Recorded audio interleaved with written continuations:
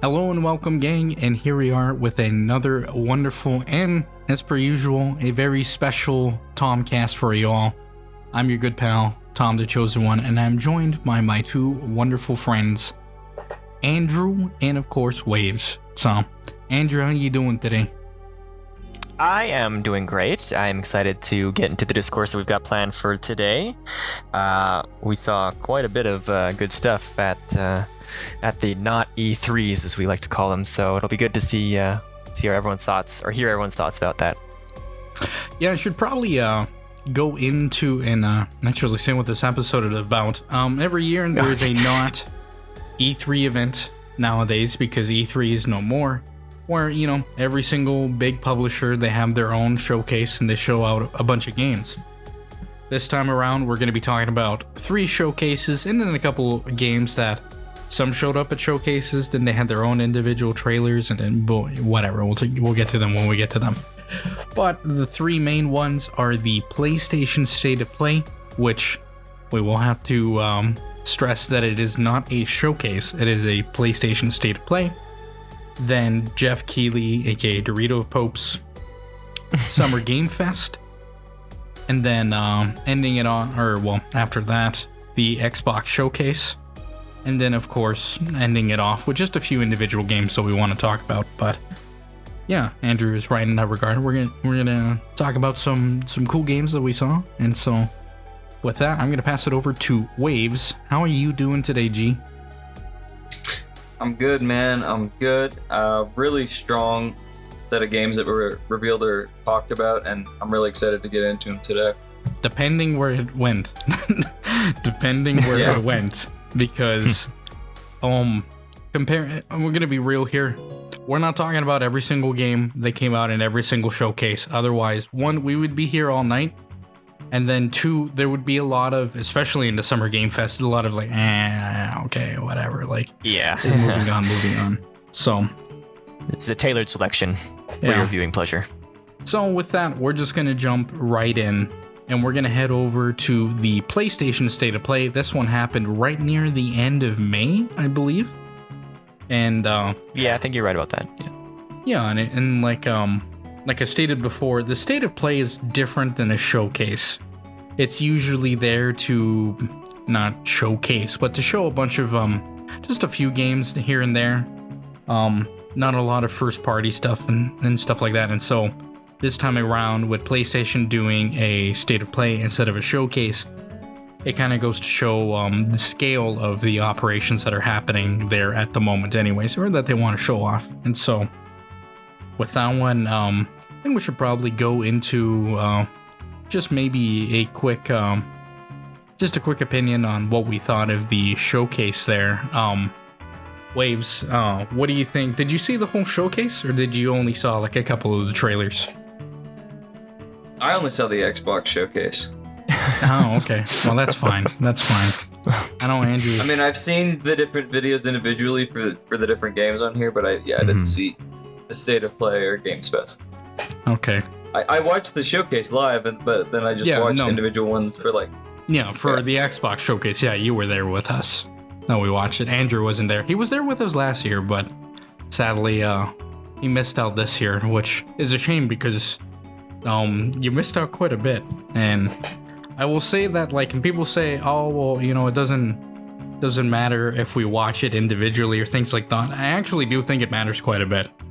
Because when you're with a group and you're watching it live and you don't know what the announcements are and all this stuff, and then, you know, you do have like a little crowd going, and it's it's a lot of fun, especially the Xbox Showcase, which Waves and I will get into. But so okay, we'll leave you at that. Andrew, since I believe you saw the full PlayStation Showcase, not live.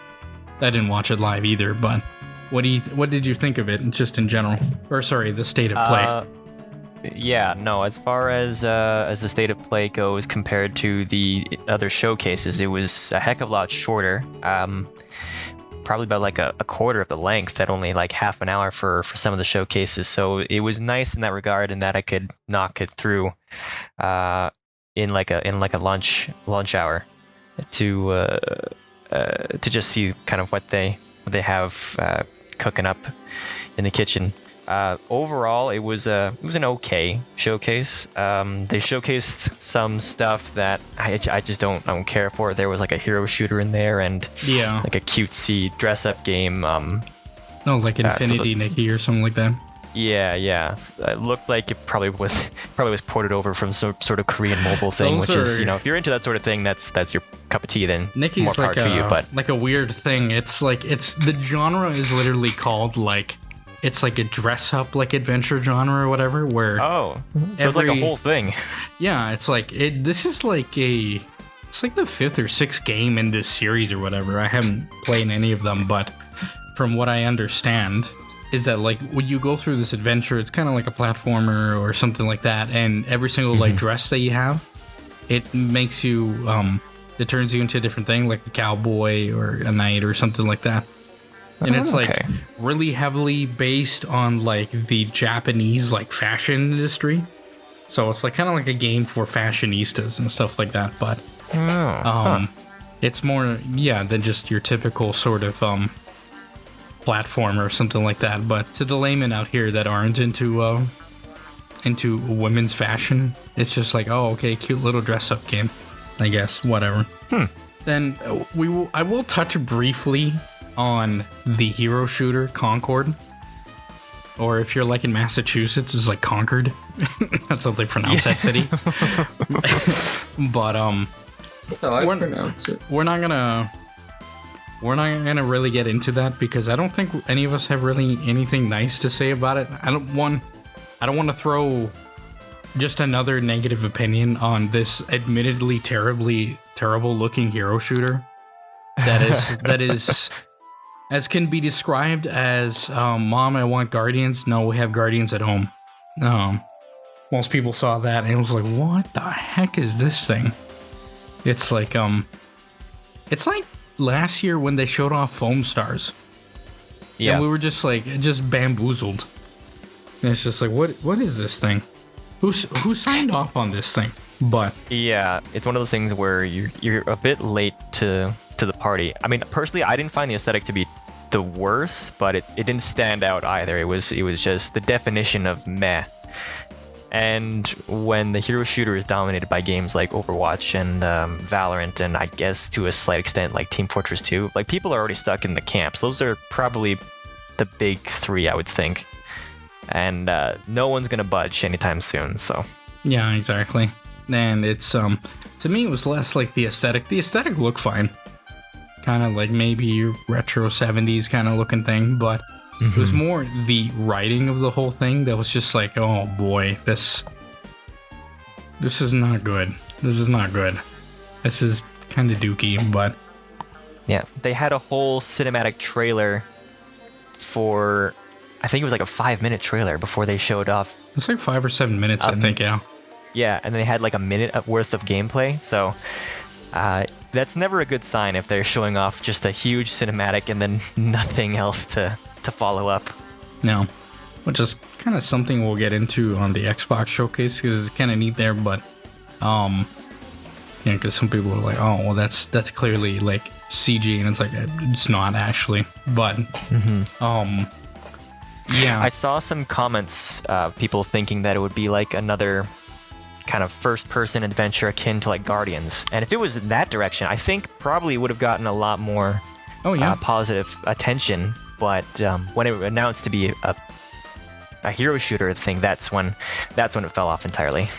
Oh yeah, for sure. Because if this was like, ironically enough, if this was like another sort of Sony kind of movie game, but like their ripoff sort of Guardians, it's like, oh, okay, you know what? I can give this a chance. I can, play this, see what world they have, see the characters that they have, see what's going off with. It's a big ass robot. It's like One-Off or whatever. His lines were like the worst. Where it's like it's like one of those where it's like, who signed off on this?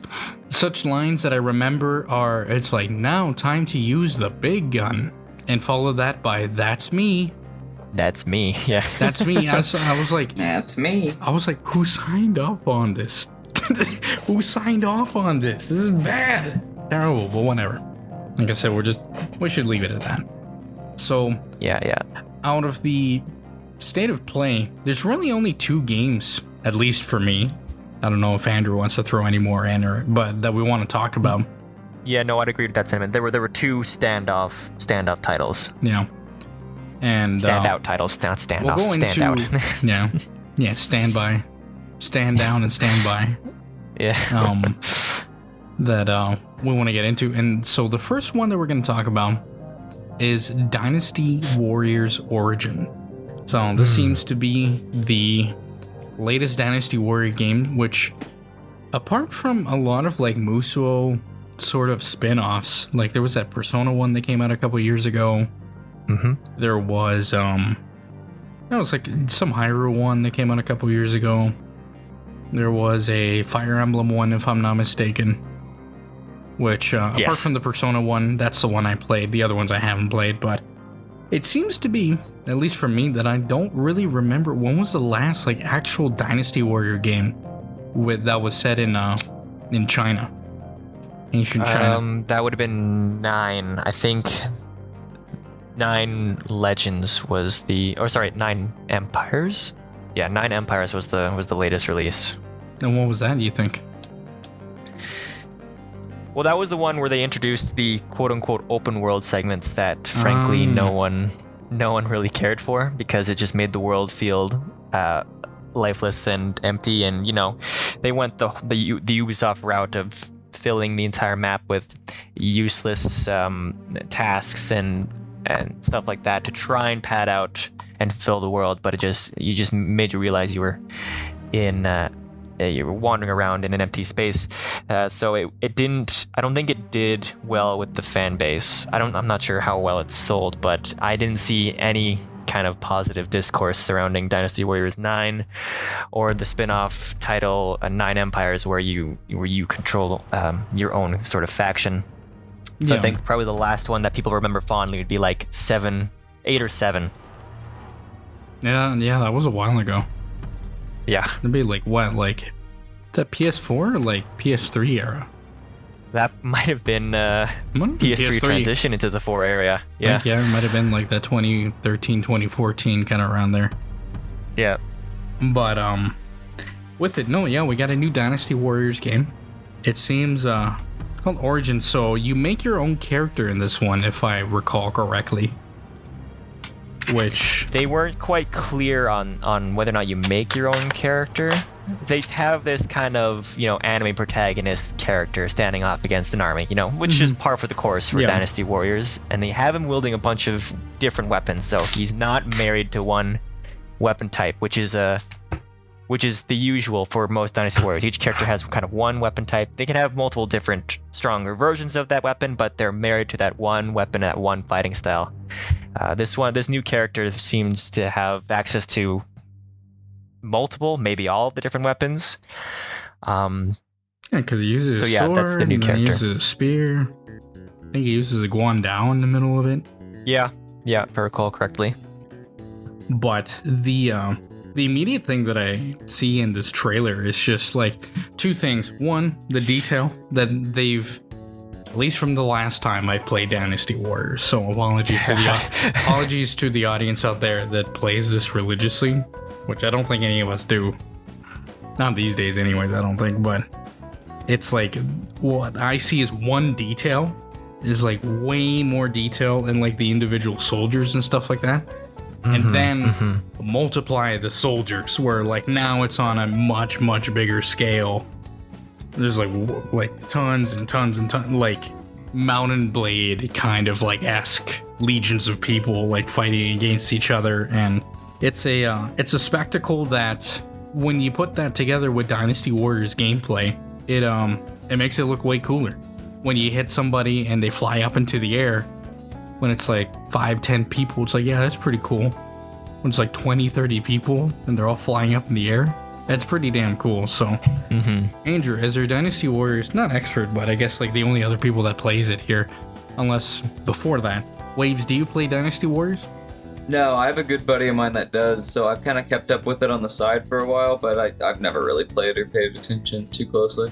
Okay, then Andrew is like our resident Dynasty Warrior guy. What do you think about all this new stuff? Does it look good to you? Does it look? Yeah. First, I want to preface that I'm not a Dynasty Warriors expert. I only started playing Dynasty Warriors on the 7th title, and then on and off on occasion from there. And what always struck me was just how how formulaic, or just how much it was really copied and pasted with each new title until you got into the Warriors titles by the other franchises, like the Hyrule one, or the Persona one, or the Fire Emblem one, which incorporated elements from their franchises into the game and actually had love and attention put into them. So it always made me think, oh, why the heck are they putting so much love and attention to all these spin-offs and not their own mainline title? They clearly have the talent to do so. They just choose not to. So seeing this, the presentation that was on display with the new Origins, the leap in fidelity and in graphics, which that graphics is meh, but if you're going from like Dynasty Warriors 8 or 9 even to this, it's like night and day difference, really. And you are correct in that sentiment that there was a lot more kind of mooks or minions on display, and not just the ones that you're fighting, but also the ones that are following you. Because for anyone who's played or hasn't played Musou games, it essentially turns into a one-man army, because while it is 2 armies, maybe even more, depending on the mission fighting, 9 times out of 10, it's just yourself who's going in and doing all the legwork. You're not even joined by a lot of your own officers or other minions. So seeing kind of the charge of all the different little goons following you to battle, that's what kind of made the scope and the scale seem a lot larger than they've done in the past. Now, I'm hoping that these aren't just like set pieces that they had from like story missions. I hope that what we've seen actually reflects even just like skirmish gameplay, where you just pick a mission and you just go right in. So if that is the case, then I'm very intrigued by this new title. I'm up there with you, because it's been a while since I played any of the Dynasty Warrior games, and I'm more inclined towards like an Empires, like Dynasty Warriors Empires sort of play. I really do like the more strategic elements, at least on the map sort of thing. My first Dynasty Warriors was probably Dynasty Warriors 4 Empires on the PS2. It's one of those it's like if I look behind me, well, there's a door, a cabinet in the way, so I can't quite look, but I could probably go and pick it up. It's probably Dynasty Warriors 4, but yeah, I started back then, but not super religiously. When you're that age, there's games that you have, or games that are around, and you just play endlessly, and there's games that you really get into, and those you pick up as the years goes on. Dynasty Warriors is one of those where I didn't really pick it up too much, but it's one of those where it's like, hey, I remember Dynasty Warriors. I love this game on PS2. Let me play the new one. And it's just like, oh, okay, it's pretty decent, I guess. I don't really got much to say about it. And then Tom picks up Dynasty Warriors Gundam, and it's like, this is the biggest piece of trash slop I've ever played. This is terrible. It's the biggest piece of dog shit. It's terrible. I forgot it's about terrible. that one. Yeah, I should mention how not every spin-off title is great. There are ones that are garbage, like the Gundam, and I think the Berserk one as well. But the ones that are good, Hyrule, Fire Emblem, Persona, especially. Persona one especially, yeah. Good. Very good. No. And as Andrew mentioned there, the spin-offs actually being decent has been a relatively newer thing. Because back then I remember like the Dynasty Warrior Gundam games, and they're just trash, which is a shame, because it's kind of like a perfect it's like a perfect setting to set Dynasty Warriors in, that to play through. There's 10 endless amounts of mobile suits to go through. There's mobile armors, there's endless mooks, that sort of stuff, but it's just very very lazy gameplay and design. But with that, Waves, we'll head to you. What do you think of this Dynasty Warriors games? It really doesn't make a difference. I'm not really a Dynasty Warriors guy. It having a character creator is a little bonus to it because I love that in games. So maybe this will be the one I'll give a shot or whatnot. But I don't know. I can't really see myself playing it. Yeah, no, that's fair enough. That's not for everybody. Andrew, what do you think of the character creator? Do you think you like that better, or do you like playing as more the historical figures of the Three Kingdoms era, China? I think it depends on kind of like the game that I'm playing. If I'm playing any of the regular numbered titles, most of the time you're just playing the historical warlords, and it's a nice kind of intro to it's genuinely a nice intro to kind of that conflict and that period of history. Mm-hmm. And then I agree with you that when I want to do kind of my own thing, then I'll play the Empire's titles. I'll make my own silly anime twink protagonist, and I'll go and somehow conquer China or Japan if you play the Samurai Heroes titles. So yeah, it really just depends on the one that I'm playing. So yeah, I don't really know where this one will lie in terms of like the franchise as a whole. Is this kind of like a new start for the franchise? Is this a really high quality spinoff? I don't know. I'll have to wait for more information. Yeah, I could very much see this being like a new, fresh start for this franchise that I think it desperately needs, because when you get to like 9 entries in a series and you just don't really know like what makes it special, like sure, if you make it at a certain budget that, you know, you're desperate, or not desperate, but you're like loyal fans will enjoy and play, then yeah, usually it's probably fine. But this seems to be a bit more budget, a bit more effort put into it. As far as the character creator is concerned, the one measure of success that to me will be in it is if you can make a big guy, so then I can finally make the cruel tyrant Tom Joe. And then I can finally do the thing and then play the theme that plays for him in the trailer for Total War 3 Kingdoms. Oh yeah.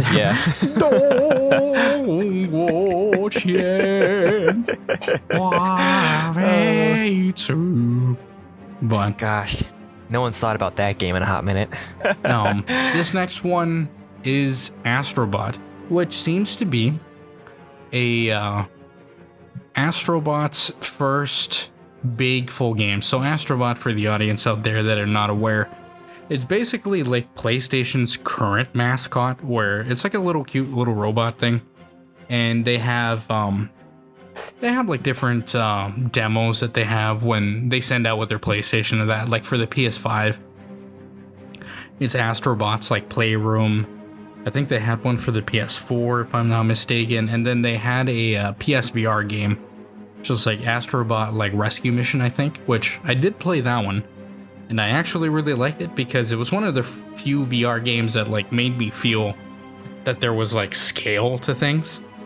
Because like you play basically as this like giant robot helping out the small little Astrobot go through his journey. And so like you're seeing the game through the POV of that giant robot. And it actually feels like you're that giant robot because you're like trying to move things. And it's like if you like lean in, the poor little Astrobot, he'll like get out of the way. You'll look all scared. So, but this one seems to be like their big Astrobot's like big blowout where he's got like it's like a proper platformer. He's going through seems like different levels, got different enemies, got different power-ups. He like rides a little spaceship that's just the DualSense controller. Meeting a bunch of characters that are just like a lineup of games from all of PlayStation. So there was like Parappa the Rapper, there was Ico from Ico. Trying to think who else was there. Oh, like Kratos was in there when he had his little beard, things like that. So seemed like a cute little thing. It seemed like a cute little adventure. So Andrew, what are we thinking about Astro Bot?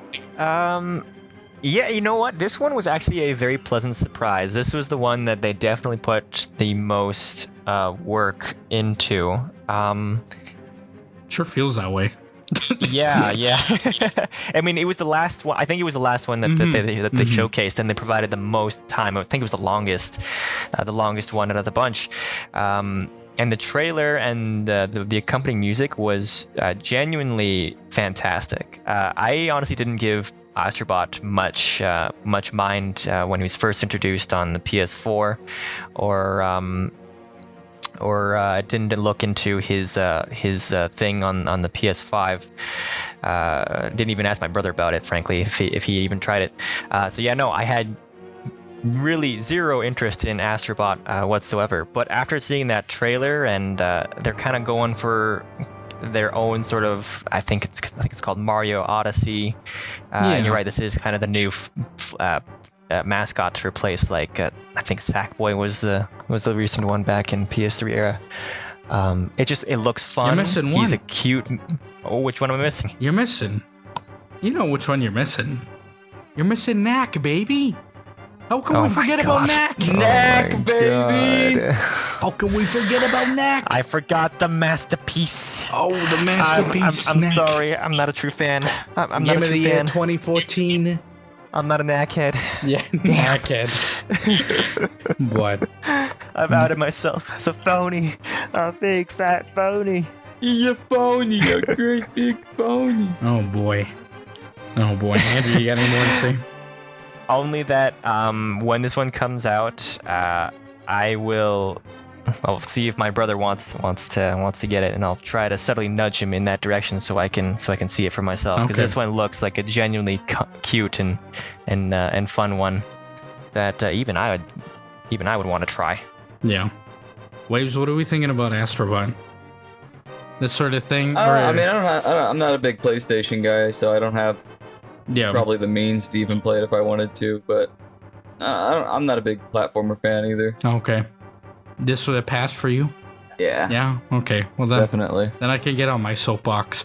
Yeah, out of all the things that they showed off at the showcase, this was my favorite one, by far. Mm-hmm. Like, I'm not a big PlayStation guy either. Like, if I want to play something on the PS5, I go to my buddy Geo's house and I steal it. Yeah. And then I play it for a bit, or I just play it at his house, because there's not really a whole lot that I really want to play on it. But one of the ones that I did play was Astro Bot's Playroom, because I do like Astro Bot. I did like I played the VR one, and I really enjoyed that one. But this was a genuine pleasant surprise. It's nice to see that not just Nintendo can make like a sort of, let's say like a kid's game, but like a platformer, a nice, like, just genuinely fun platformer. The same last year with Xbox and Hi-Fi Rush, where it's like, here's your, like, it doesn't have to be mature, it doesn't need to be a shooter, it doesn't need to be like a movie game. Here's just a fun game that's just fun and colorful and genuine pleasure to look at. The meta narrative or the meta elements are kind of cute. It's like, oh yeah, you get to see all these other PlayStation characters. Here's a giant ass PS5, like. Oh yeah, that's right. His ship was the PS5, and his little fighter was the controller. Yeah. Yeah, and it's like kind of very, very cute that way. And most of all, in my humble opinion, Astro Bot deserves it. He deserves his big outing finally. He deserves it, because I think he's a little trooper. He's good, and like I'm if anybody knows me, like, they know I absolutely adore platformers. I love them a lot. Like, I love Andrew and I. We've played like a Hat in Time quite a few times together, using their Goofy co-op online, which is a lot of, it's a genuine a lot of fun.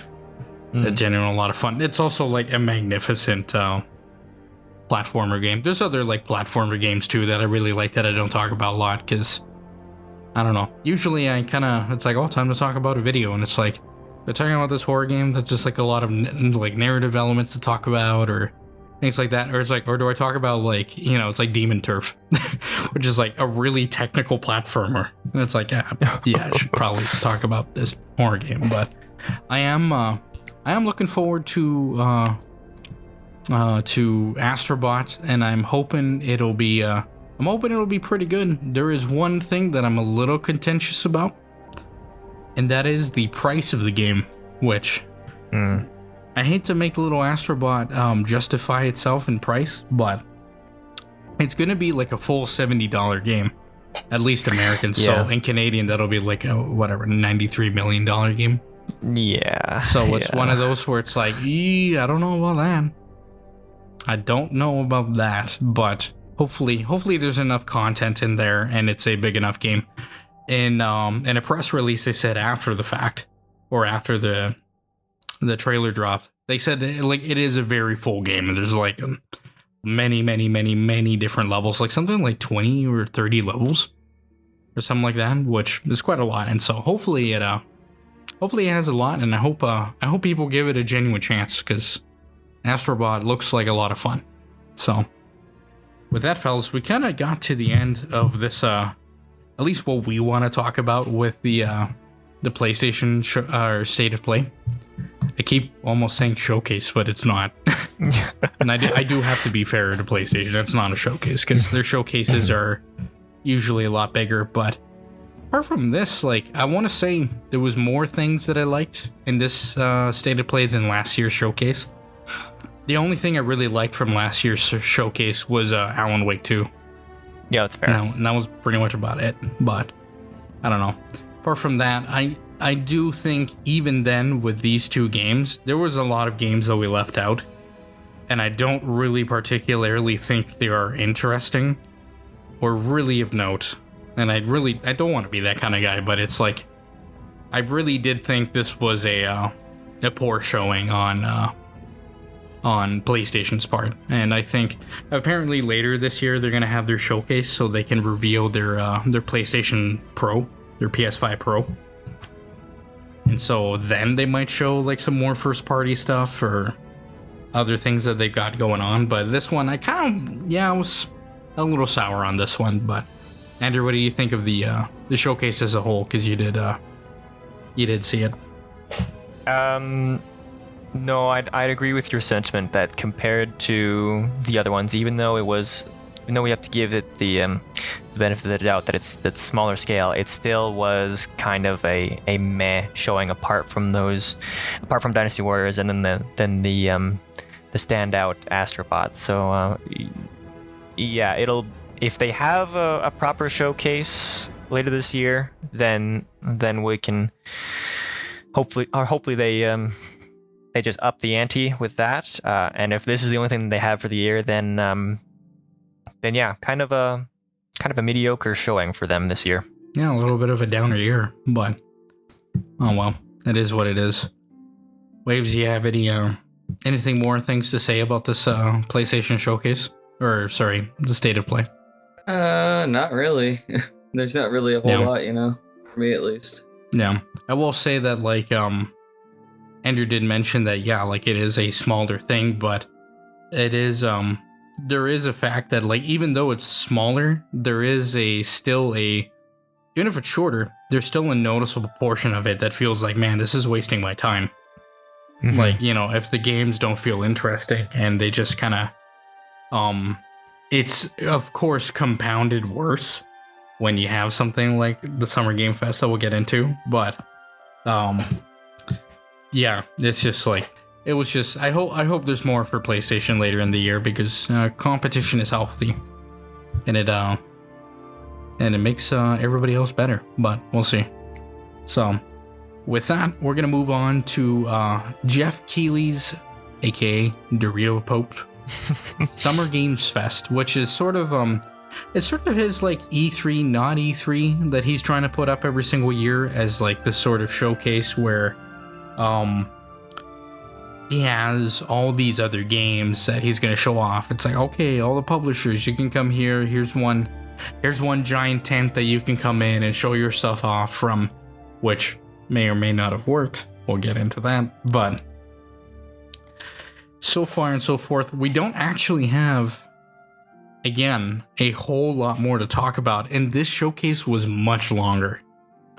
It was like the full 2 hours, I want to say? Yeah. It's like a 2-hour showcase. I think it's 2 hours. Yeah. And of this, we have 4 real trailers and games to talk about. There's like a couple here and there as well. So I guess if we're going to talk about like honorable mentions that we don't want to talk about much, for me, well, I guess like Andrew, was there any in that showcase that you kind of want to give out a little shout out to or mention quickly?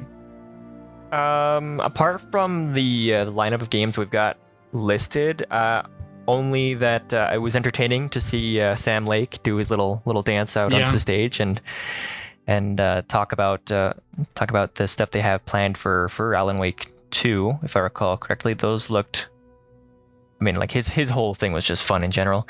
I was surprised by the announcements of Blumhouse Studios and then the other company, the other publisher, I think the ones who did oh my gosh, how they're having all these they're planning on publishing kind of like indie horror titles for Blumhouse and then just indie stuff in general for the other guys. So it was nice to see kind of like attention brought to a lot of the indie scene, especially since that's kind of where most people are putting their money towards, considering how AAA has kind of been meh in the past few years. So no, it was just good to see that that there is still growth in the industry despite the earlier crappy news about studio closures earlier in the year. So no, that's all I have to say. Yeah, I will have to inevitably push back on the narrative that AAA is meh, because I think within the last couple years, especially last year, and I'm going to bargain and say that this year there's going to be a lot of AAA outings that are really, really damn good. But yeah, I can see that sentiment from people. I jokingly like to say, I said this to I think I said this to Mike. And sadly, Mike is not here to defend himself if I didn't say this to him, but... Oh, good, we can just throw him under the bus. Yeah, we'll just throw him under the bus anyways, but he was like, oh, there's no good AAA games and things like that, and I said, it's like, yeah, that's what poor people say. You can't afford it. He got so mad. It's kind of true to a degree. As terrible as it is to say. If you don't have the money to buy AAA games and you buy a bad one, yeah, I can certainly feel that. And I think with a lot of AAA games stuff, he didn't have an opinion lately that baffled me completely. And I don't know if I want to say it here when he's not here to defend himself, because it was surprising and scandalous. You know what? I'm going to say it anyways, because it's scandalous and fun. He said that Star Wars Jedi Survivor wasn't that good and was disappointing. Really? And I was like, you gotta be insane. Like, you must legitimately be lobotomized. And he basically pulled out this laundry list of what I would call cinema sins, ding. It's conveniently this sort of thing happens. Ding! Personally, quick tangent, I think Cinema Sins has done irreparable damage to cinema and how people look at stories. Because it's it's okay when there are tiny little plot conveniences. You know, it's well, I hated how this thing was in here. And it's well, that thing needed to be in there because then there'd be no game if there wasn't. But, yeah, that was scandalous. So, sorry, Mike, you weren't here to defend yourself. You should be thankful for it, because if you were here to defend yourself, I would have whooped your ass. So, consider yourself lucky in that sense. But, yeah, apart from quick shout-outs, I don't really have much. The Alan Wake 2 stuff, that was cute. It's always nice to see, Remedy and Mr. Sam Lake, aka Sami Järvi, which literally means Sam Lake in Finnish, show up there. I was like, oh, doing his literal song and dance, which is just funny, because that's a great thing. But yeah, it was a shadow drop for DLC for Alan Wake 2 that I haven't played yet.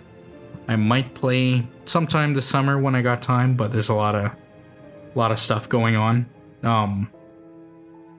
There was another trailer that it was pretty short, and it showed up at Xbox's thing as well, and it was also very short, for a game called Mecha Break that is riding this very fine line of either being just trash or being one of the coolest damn mecha games I've ever played. And I'm really wary about it, because it's I don't want to hype it too much, because if I hype it and it's bad, I'm gonna be so upset and mad, because I've been waiting for an awesome, because Bandai and Namco, I'm gonna be real, they're the worst stewards for most of their IPs, because they make dog shit video games. They're just like the most cheap, the most like any of the Gundam games are just like super cheap, super expendable. Pump it out because there's a legion of fans that will buy it, aka me. And so on and so forth. Them. Yeah. Well, it's like not anymore. I've learned my lesson after quite an embarrassing amount of games, but yeah, like there's that one. There was one I actually played a bit on the Steam Next Fest. It's called Not-E3, The Last Song, which is this sort of Souls-like, which to me at this point, I'm just kind of like what Souls-like. I'm just kind of tired with that gameplay style. But right. It's there's two big things that get it that bring interest to me. I guess it's really one thing when you think about it, but really is that it draws wholesale inspiration from Italian culture and folklore and the landscape and the geography of Italy itself. And so it's like you play the game and it's like, this is beautiful. This is like Liguria or Tuscany. It's just an absolutely gorgeous game. It takes a lot of influences from like the Commedia dell'arte, which is like sort of like pantomime sort of actor plays that they used to play in like the 16th to 18th century sort of stuff. So like if you know like Mardi Gras or Carnival in the Latin American sphere or also in the Italian sphere, all those like masks that they wear and stuff like that, those come basically from Commedia dell'arte. So they're like masks like Pulcinella, Brighella, like stuff like that, which to most people in the audience, they'll have like no freaking clue about what it is. Because it's like... Yeah, you're speaking French. You gotta speak in a language they understand. You're going to be quiet. You're going to be quiet. Wait, what? What'd I say? Andrew, be quiet. I'm done with you. Anyway, basically the game looks like it takes place in Italy and takes Italian influences. So I'm naturally going to be more interested and I gave it a play. And it's like, yep, this is another Souls-like, but it takes place in Italy, so I might actually give it its time of day. And then from there, I think that's it. I think I don't really have anything more that I want to give an little honorable mention to. Waves, was there anything that you wanted to give an honorable mention to, or did you just see just all the trailers that were on the docket? Just the trailers on the docket. Okay, no worries. Then we'll start off with good old Neva. So Neva is made by Nomada Studios, which I believe they're out of Spain. And they made previously, I want to say in 2018 or 2019. I'll say 2018. They made a game called Gree, which was like a hand-painted sort of like adventure sort of platformer puzzle game that is absolutely gorgeous, like beautiful. The music in it is incredible. It's not a long experience. It's only about 4 hours long, but it is just absolutely gorgeous. And so this time around, they have a game called Neva, Neva, which stars a sort of, I think the character is named Neva, and this sort of wolf that she finds wounded and then nurses to health. And then throughout the game, she uses her combat abilities and the wolf's combat abilities to fight a series of enemies and go through some sort of adventure that I don't know what the story is about, but by God, it looks absolutely gorgeous looking through the game and playing it. So with Waves, we're gonna hit you this one for the first time. So Waves, what do you think of Neva? You know, it looked really interesting. It's probably one I'll give a shot since I have better access to it, especially because I can see it going on discount at some point, and that'll put it within a good place for me. Yeah. But, I'd love to support smaller studios as well, and the art looks really nice, so probably give it a shot at some point. Excellent. Andrew, what do you think?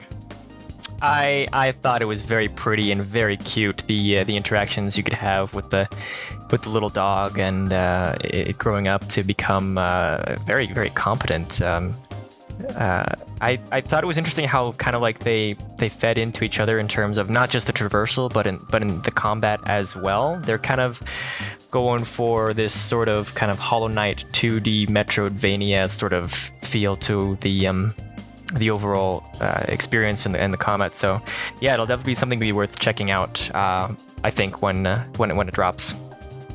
Yeah, for sure. I really love Gree. I thought that was a wonderful, just downright beautiful and awe-inspiring experience. I love anything that's like hand painted, and this game looks the same but on a higher scale, on a bigger budget, with actual combat this time, which Gree didn't have, and it just it looks great. I like the interactions with her and the wolf they're very cute.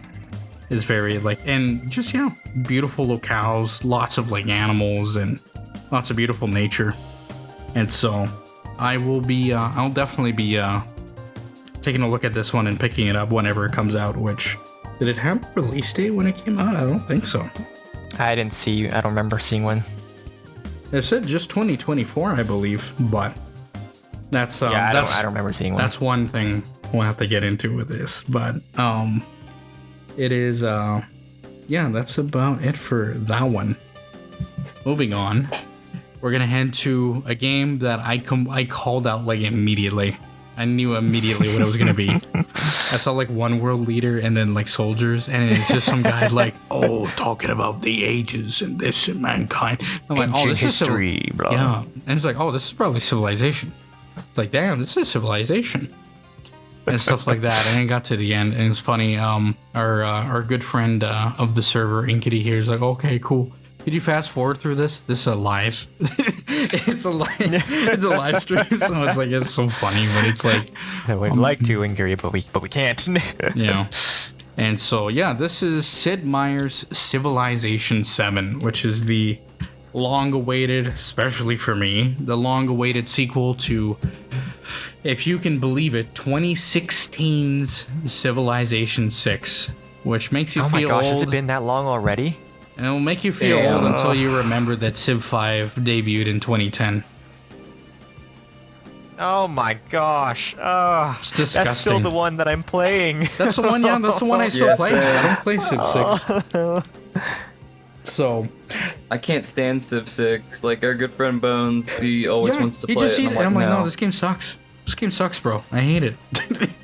I think it stinks. But this one was just a it was just a CG, like pre-rendered CG trailer, an actual pre-rendered CG trailer. And so it was just basically like showing world leaders. It showed, I don't know, like Genghis Khan,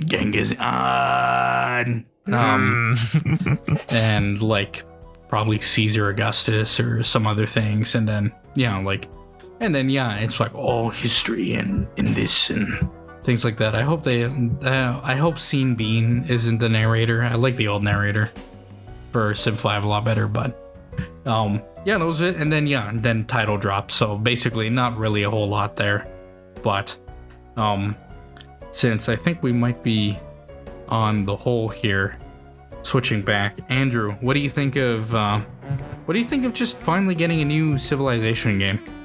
Because there's not a whole lot to talk about with the trailer, so the prospects of what could be.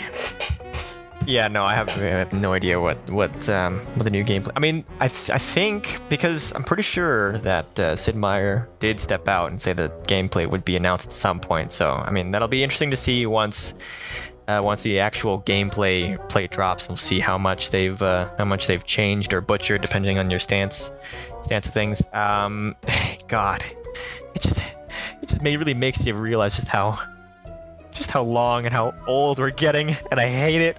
Yeah. I don't know when Civ 4 came out.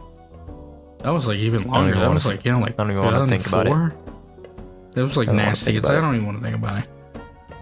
But in terms of like the actual game itself, and my excitement or interest towards it, I'm really not feeling it. I don't hate Civ 6, but I don't play it nearly as much as I do Civ 5.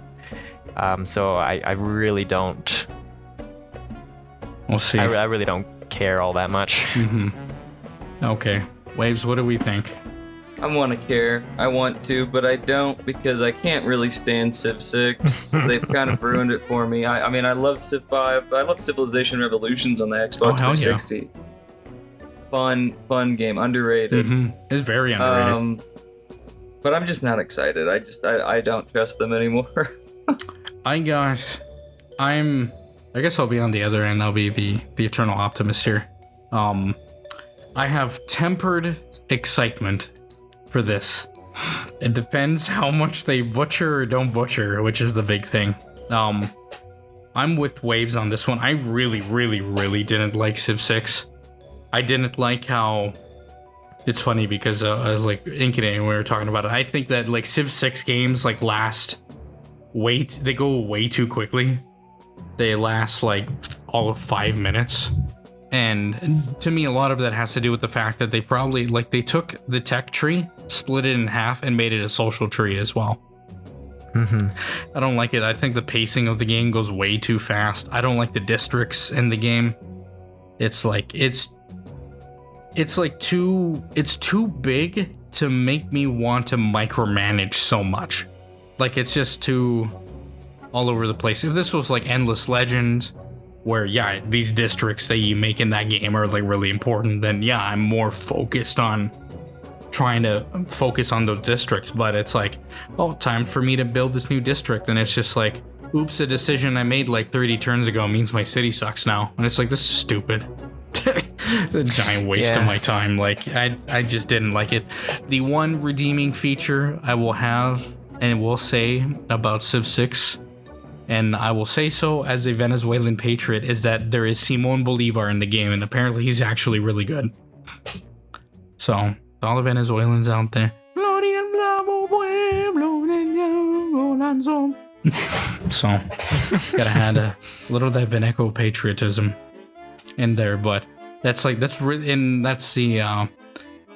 soundtrack I can also say is pretty good, but that's kind of standard in these Civilization games. I really do like the soundtrack for the Ottoman Turks. Is awesome. Especially like Yenkenler Bishihalek and stuff like that, which are like, they're method and band like songs that only freaking weirdos like me who really like Turkey know about. So, but yeah, I'm kind of tempered excitement. Hopefully it's good, because I really do want to like a new Civilization game. You know, instead of waking up and going, "Good morning, sunshine," and then picking up Civ 5, milking this poor cow that I've played endlessly for well over 10 years now. No, you know, it just occurred to me that actually now I'm gonna have to change my opinion on this. That if Civ 7 is good, then we might actually be able to do like a multiplayer session, because I know the servers for Civ 5 are nasty. They're dying. They're broken. If they're not all like, yeah. So it's like I think you were there the last couple times we tried to play like Civ 5.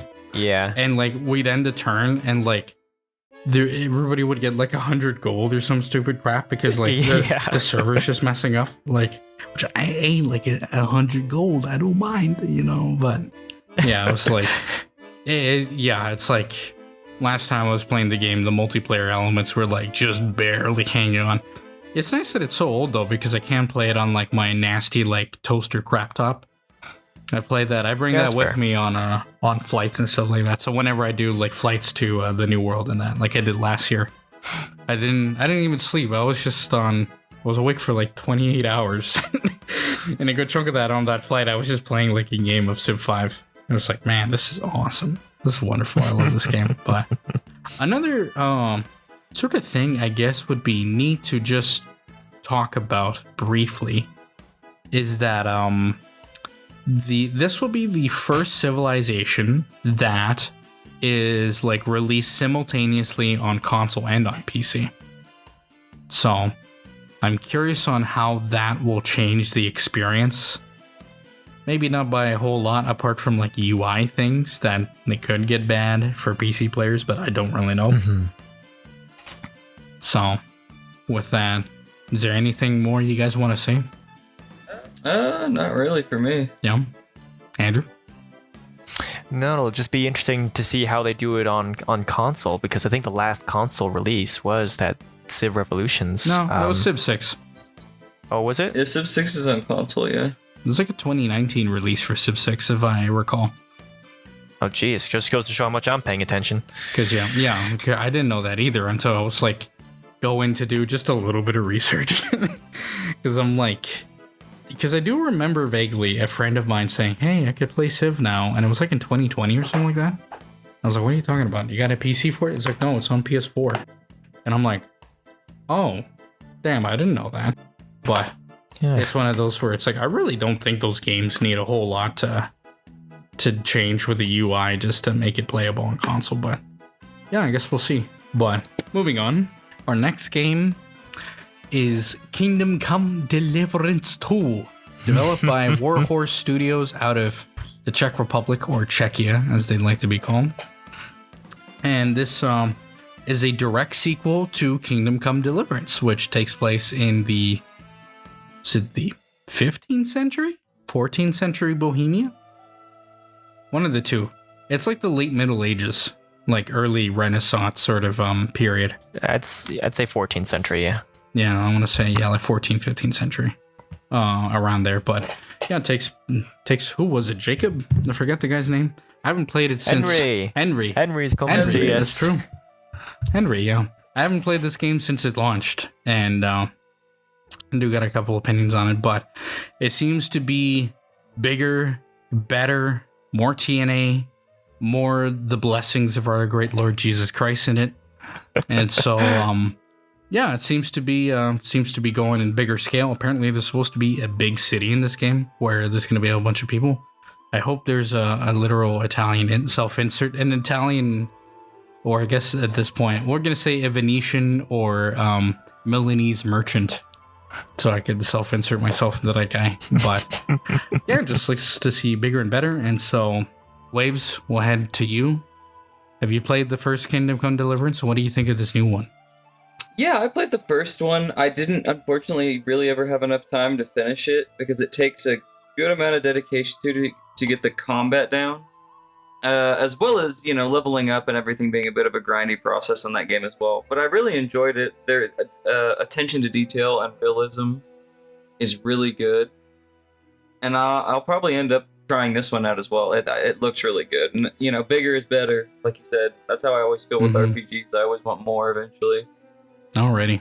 Andrew, what do you think?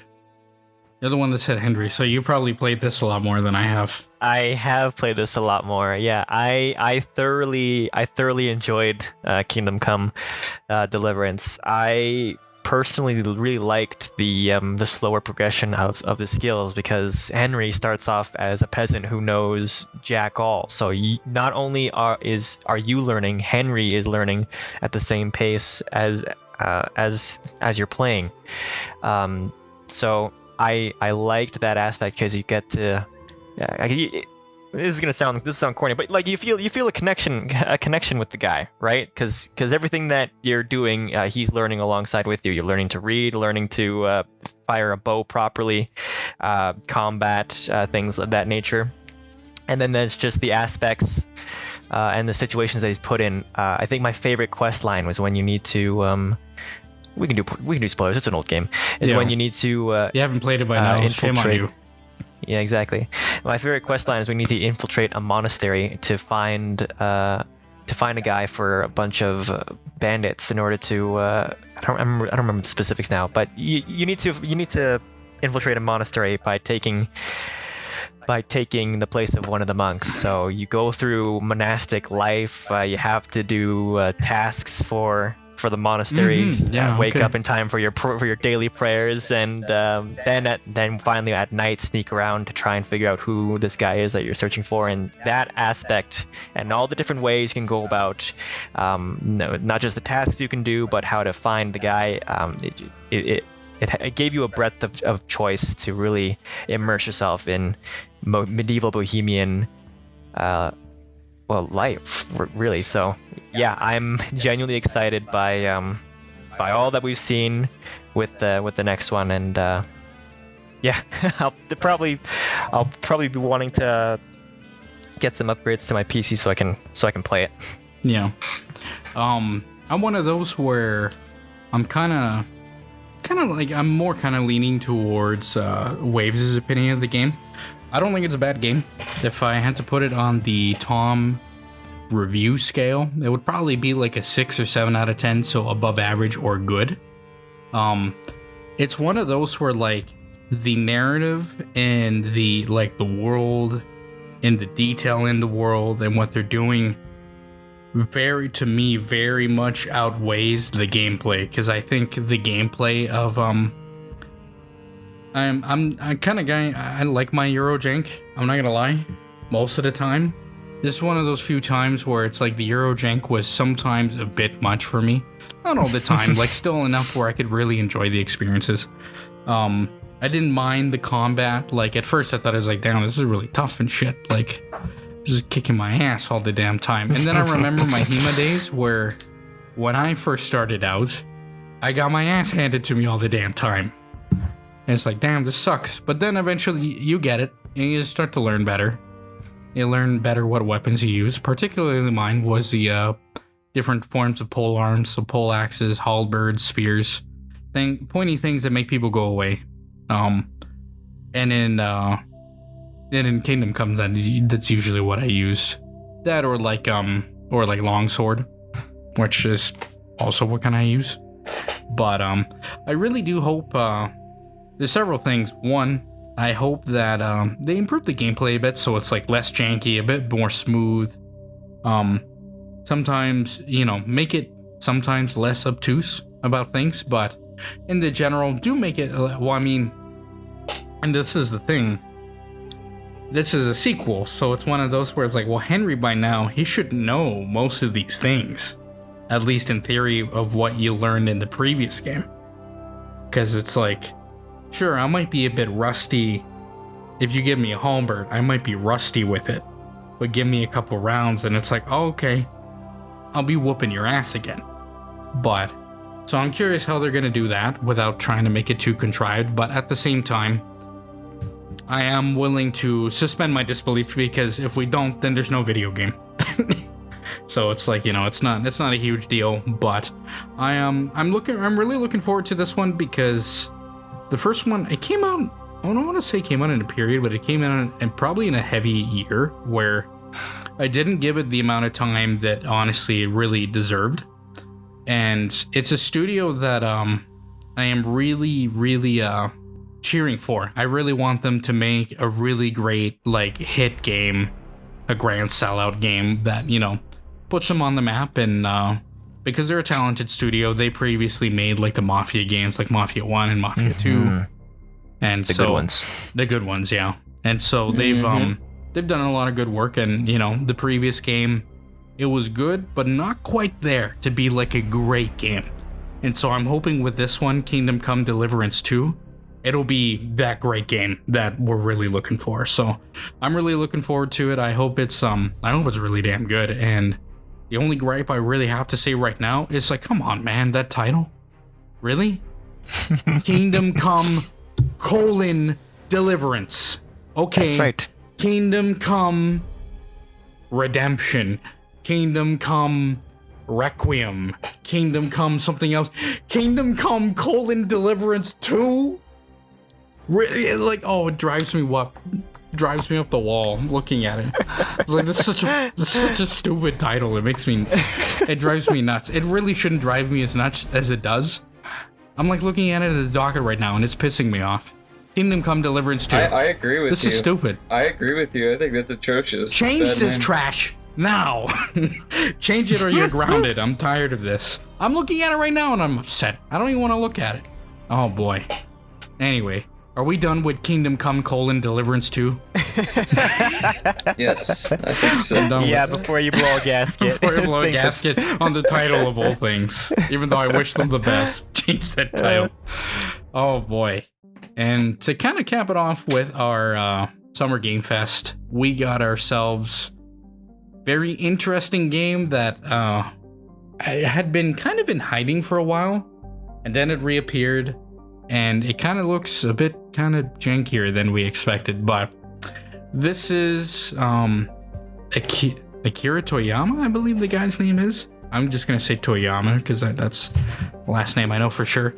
He is the guy who developed such wonderful games as the original Silent Hill, which is one of my favorite games of all time.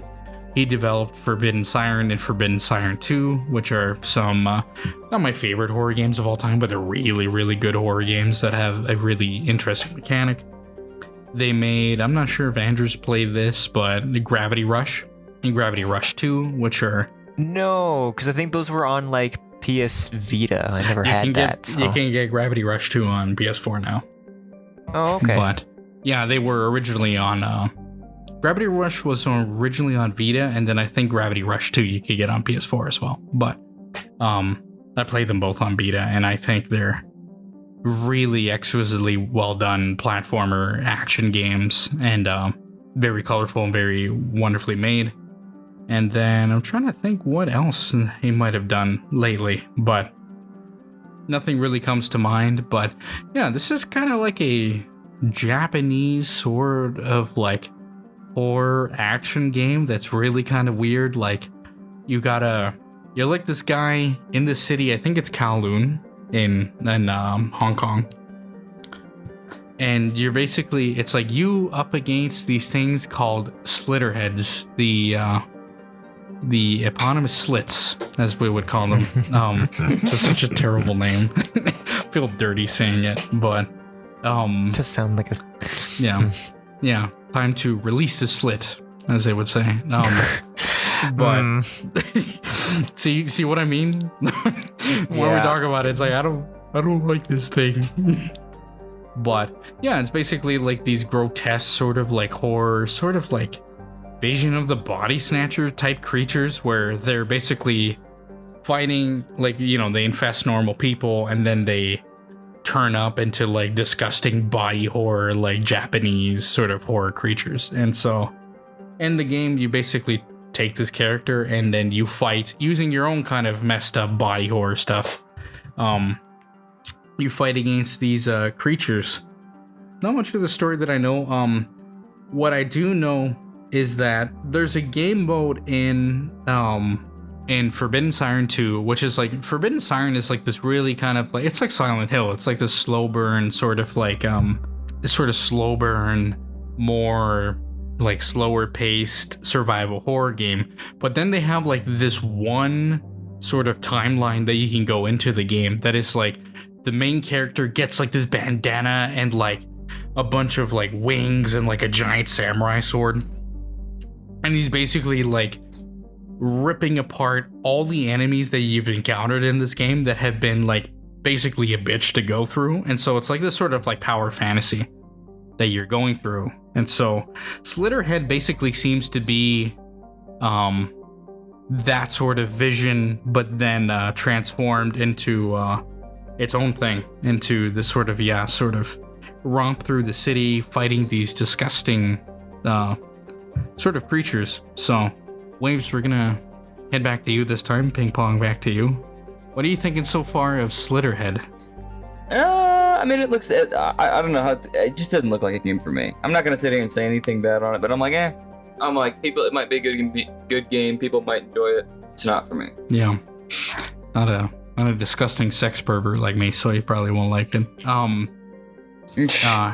Moving on, Andrew, what do you think of this? What do you think of Slitterhead? I mean, like, at first it gave me a horror vibes. You were mentioning how, so at first I was like, oh, okay, this is not gonna be my type of thing. But then when it was going with you controlling this weird kind of ghostly entity that can swap between bodies and mutate, give people kind of like flesh needing powers. You had the one guy getting his arm chopped off and then reattaching it and then getting like claws. Then it was like, oh, okay, they're going for this weird body horror superhero thing. So now I don't know what to think. So I'm kind of baffled by it. So I don't know. I'll have to see I'll have to wait and see when more information gets released. Yeah, there is. I'm very cautiously optimistic about this one because, like, I heard, Toyama made his own studio. It's called Bokeh Game Studio, which is what this title is developed from. And so we saw, like, it's not like a CG trailer, but it was like an in-engine sort of like pre-rendered trailer. And it was just like all spooky, but also kind of funny. Not really sure what to think of it. And then, the gameplay comes out. And there's like, it's like immediately is all this weird stuff. It's very like body horror where like, not just the creatures that you're fighting that are really grotesque, but like the things that you can do are really grotesque. Like I usually think of where like his arm gets like chopped off and it's like this like giant like string of like blood or sinew that's like attaching it, and then you like whip it back into your arm, it like fuses back in. Like really kind of gross and disgusting. But one thing that I was seeing through this entire thing, it is like, damn, this thing looks jank as hell. This gameplay looks very janky.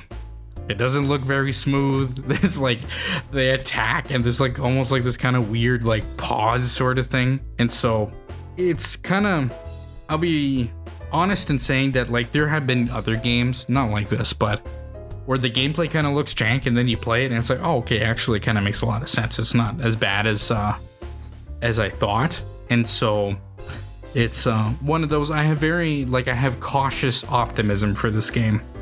I don't know, this year is so damn stacked for me. I have no idea if I'm going to be able to play it this year, but it's one of those, I'm going to wait to see when it comes out. I'm going to wait to see what the reviews are. I hope it reviews well, and I hope the game is great, because the concept and everything like that looks really cool, like really messed up and being gross and gory and disgusting.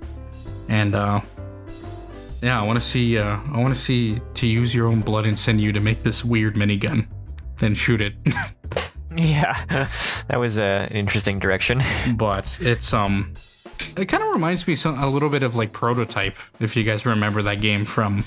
I was getting kind of those vibes too, which I was like, okay, I know that's not the direction they're going, but it's hard to divorce that whole body. Like body horror, grotesqueness. Yeah, except this one's way more Japanese, way more like exaggerated and crazy and goofy, and just grotesque in general. But I'm optimistic. I can't even speak.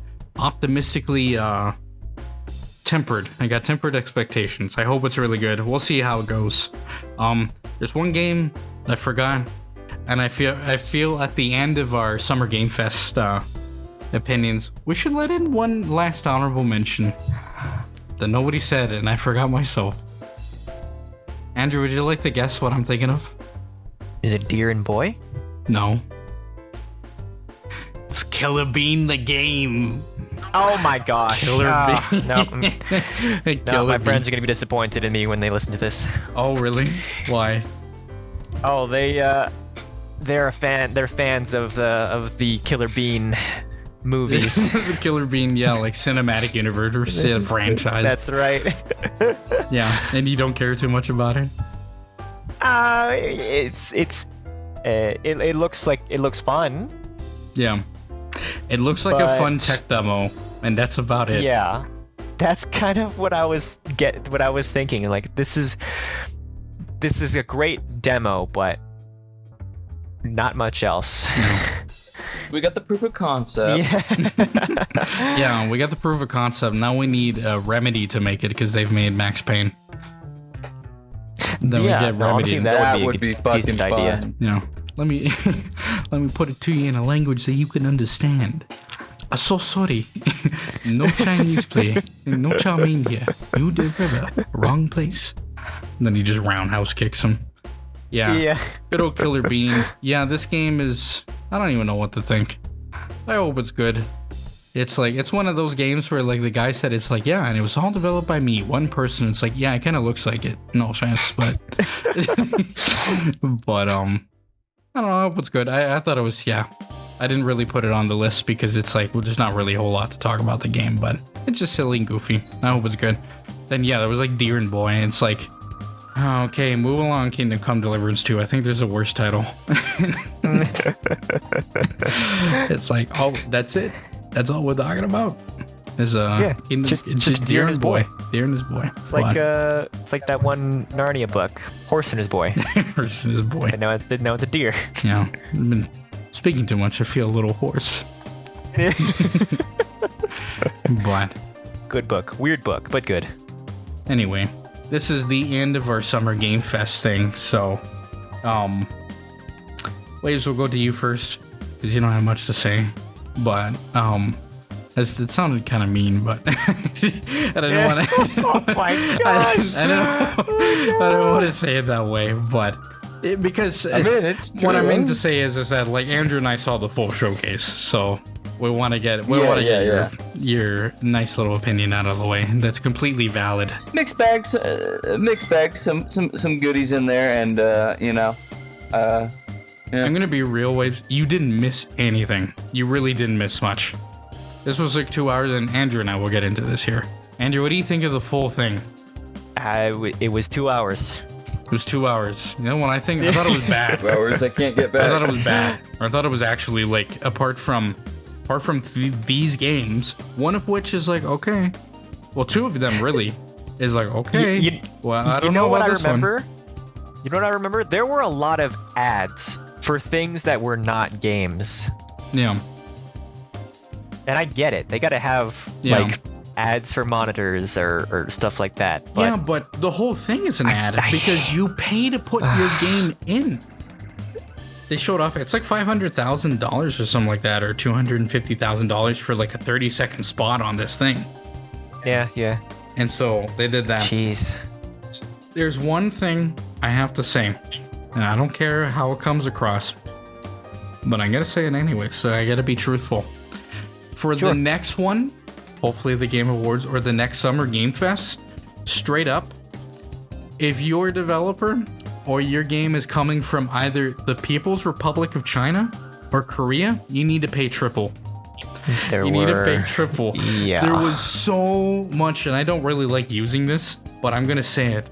There was so much slop, like legitimate just trash that came from China and Korea in this showcase that it's just like, it all flowed the same. It was all like, it's like, my goodness. It just like too much of this stuff. So many like studio or so many like games where the game came out to the end and there was like the one, it was called like Delta Force something. And then it had like a single player thing. It was like Delta Force, like Black Hawk Down or whatever. They didn't even show the developer. Oh. They didn't even show the developer. Why? And I knew exactly why, because I could smell that stink coming from a mile away. Because it's from the People's Republic of China. It's like some like Chinese like entity that nobody really wants to like advertise, because it's like when people already go, it's like, this looks a little cheap. This might be Chinese. Yeah, it was Chinese. It was just like, ugh. And so many games came out with, it was called, that had the logo for like Level Infinite. And Level Infinite, for the audience out there, if you're not aware, is basically, it's like Tencent's company that they own in North America to use as their publishing arm. They basically like whitewash their own company. So, because Tencent has like a nasty name to it. It's like, oh, you're a company from the People's Republic of China that works directly with the Chinese government to censor their own game and censor other games. Okay, well, that doesn't sound too good. Maybe we need to make like an offshore company that sounds a little bit better. It sounds, a bit more wacky. We like video games. And that's what Level Infinite is. So every time I see a thing that says Level Infinite, I'm like, get that stink away from here. Get this get this away from here. I don't want to play. There's eventually going to be a game that they publish or that they support wholesale that I'm going to want to play, and I will eventually become that hypocrite that just plays it. Right now, I am not. And I'm very, if I see that title, I'm like, no thanks. Anyways, yeah, Andrew, what you got anything else more to say about this event sponsored by the Chinese Communist Party?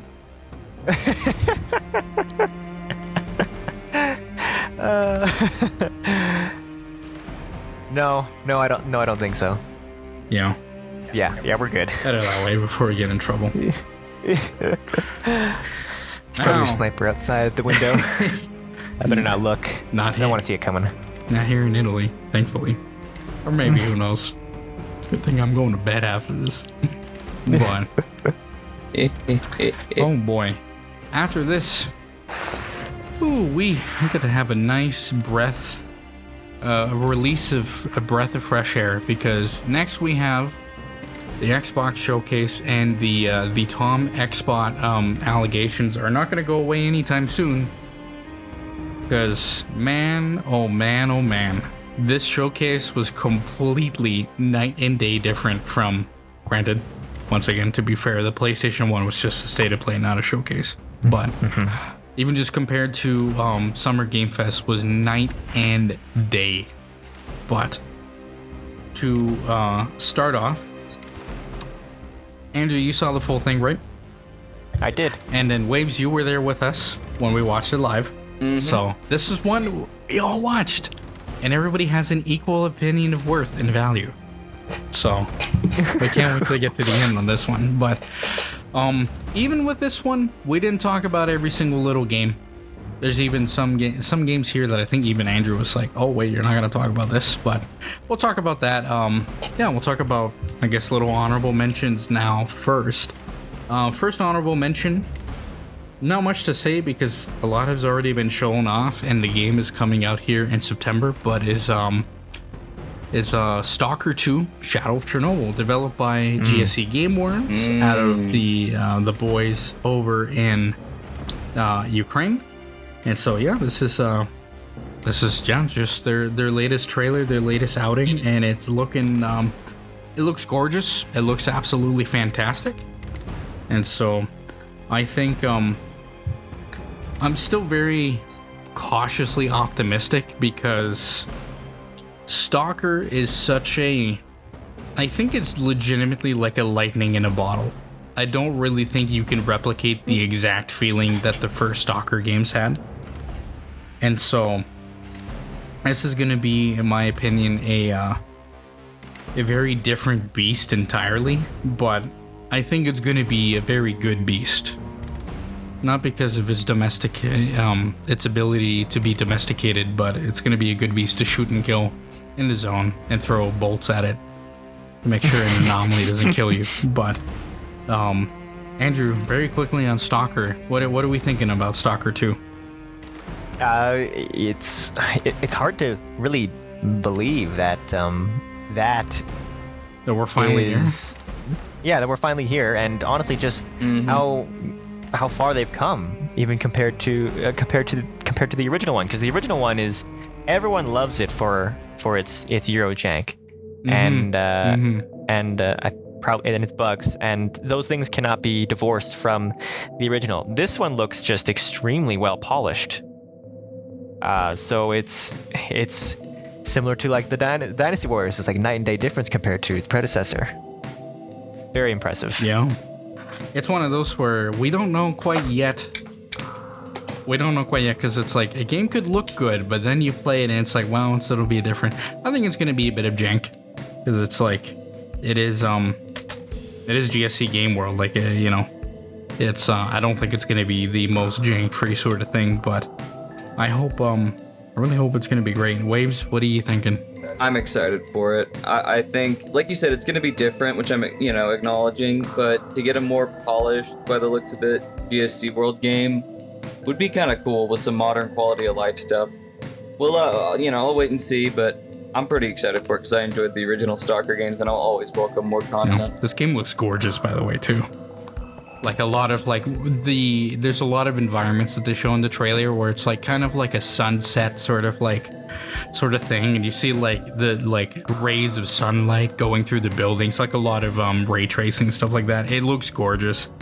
I've been to the actual Chernobyl exclusion zone myself, and so seeing it that way in that detail is really gorgeous. And it's just like, man, I hope especially this team, they really need a victory. I really, really hope the game is as awesome as we're all hoping it to be. Because, yeah, the poor guys in Ukraine, They've been through a lot of shit, and I really want them to have a victory here, a victory lap. So we're hoping for the best. And for people out there that are sitting on the fence with this one, don't know whether they want to play it or not, there's one thing, and you're going to hear it through this entire thing. You can play it day one on Game Pass. So, Microsoft, the check will be in the mail, please. But, I will mention this towards the end again while we're going through it. I'll mention it probably with every single one, but make my point near the end of it. But there is not an insignificant amount of like, damn, these things are cool, and they also come day one. But anyways, to start off, we're gonna hit it with, there was like a Black Ops trailer, but we'll get to Black Ops 6 later on near the end, because they had their full direct. So like how last year there was the Xbox showcase and then the Starfield direct, this one had the Xbox showcase and then the Black Ops 6 developer direct right after. So, but to start off, a great way to open the show, well, they had Phil Spencer come out and say, it's like, oh yeah, we'll get a bunch of cool stuff for you. We love it. We love games and all this sort of stuff.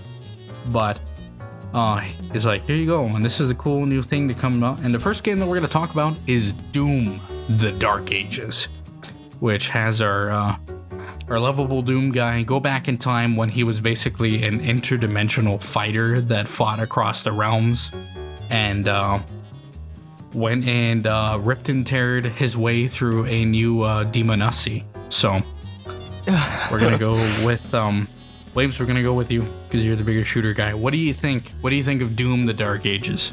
I enjoyed the previous Doom iterations, I should say. Yeah. I'll probably try it out at some point when it goes on sale. The issue with the Doom games is that I pretty much beat them once and don't talk to them again, or don't play them again. Sorry. Exhausted today. I've been up since like 3 a.m. Oh yeah, no worries. That's fine. We love you all the same. But it looks cool. I love the Dark Ages. Like the theming of it looks cool. There was a mech fight in the trailer. Like, yeah, they were riding like some like mecha powered like dragon thing that had like laser like wings. It's just goofy nonsense. I'll take it. It looks like a fun action movie, and that's what I want from an action shooter. I don't need deep subplots and da-da-da-da. I just need an action movie. Which is surprisingly like really deep plots in the latest like iteration of Doom. Where oh yeah, they do it really well though. Like it's there if you want it. Yeah, they do it. It's there if you want it, and then when you get into it, it's like, to me, it reminds me of like Metalocalypse, where like it's so ridiculous, like it's so absurd that it almost makes me laugh, and I like it that way. But Andrew, what are we thinking of Doom: The Dark Ages? Well, first off, I have to say that I didn't play any of the other Doom games, so I went into this. Shooters in general just don't really speak to me.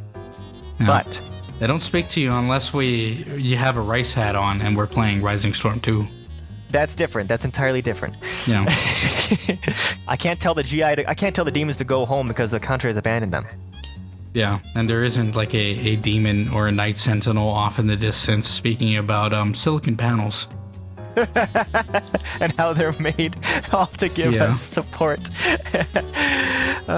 So with all that out of the way, I have to say that this trailer, it's hard not to watch this trailer and just not feel get a rise in your blood. Like it's a cool trailer. With all the set pieces that they show off and that rockin' soundtrack, which is always stellar, and that Pacific Rim mech, they pulled all the stops with this one.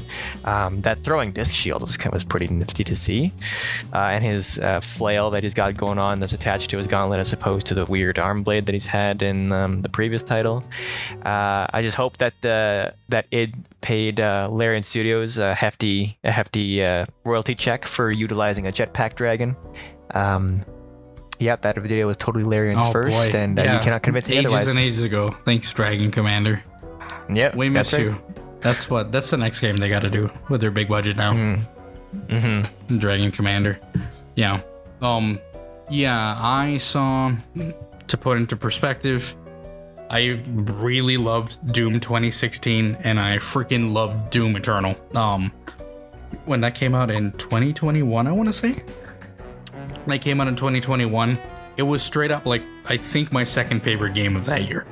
Like Doom Eternal. Yeah. I loved Doom Eternal. I love the soundtrack. I love the environment. I love the stupid narrative because it's so dumb.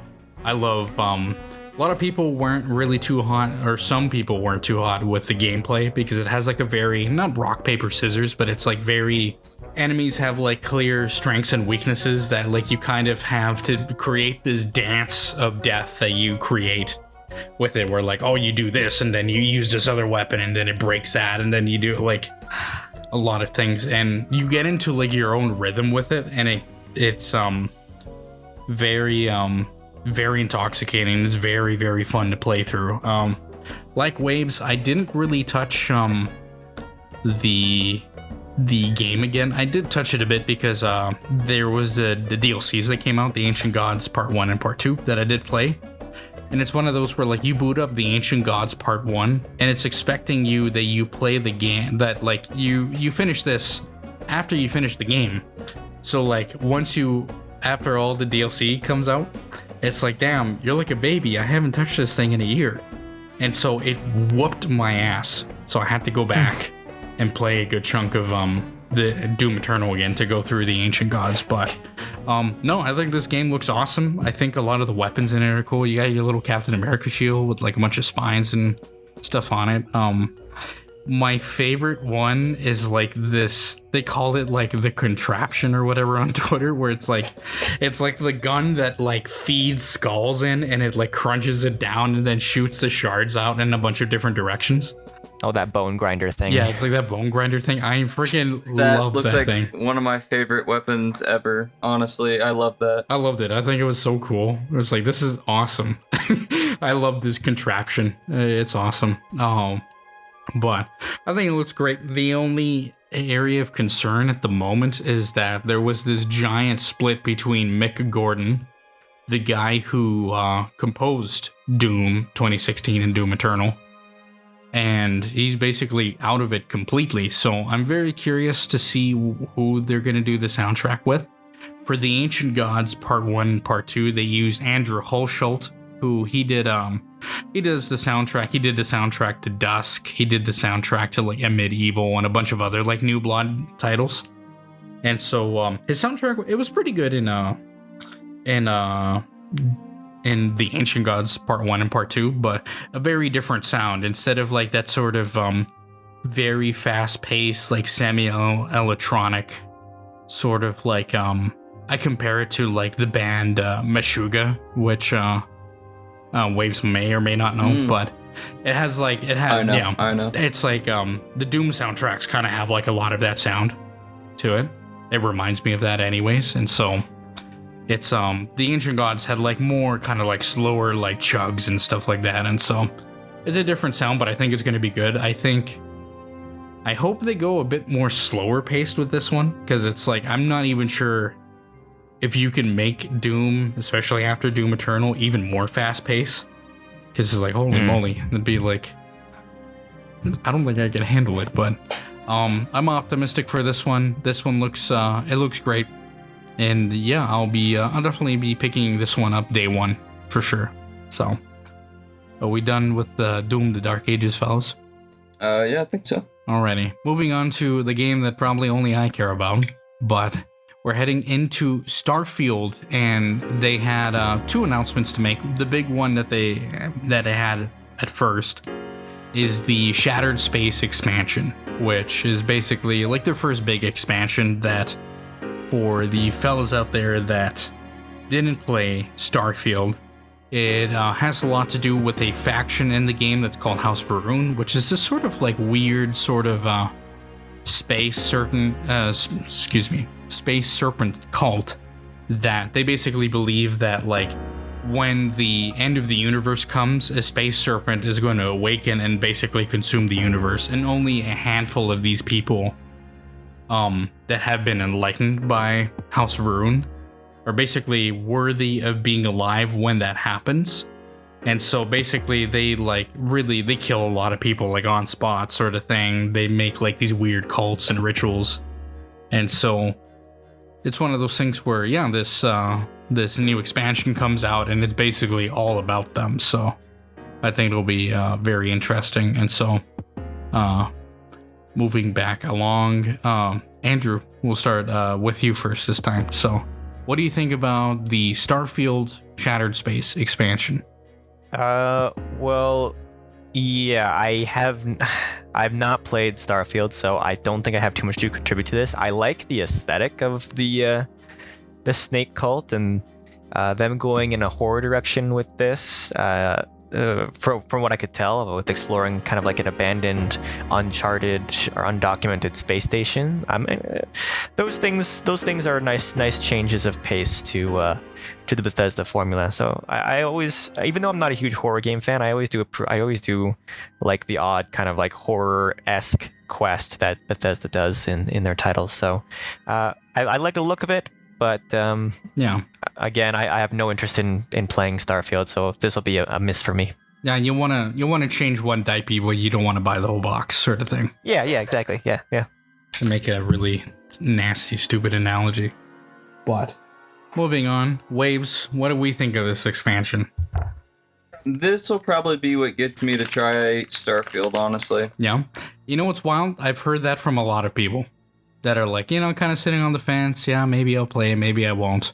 I think a lot of people I know have they didn't have like the PC for it, but now I think it's a lot easier to run. But yeah, continue with that line of thinking. What makes you want to come back and actually give this game a try?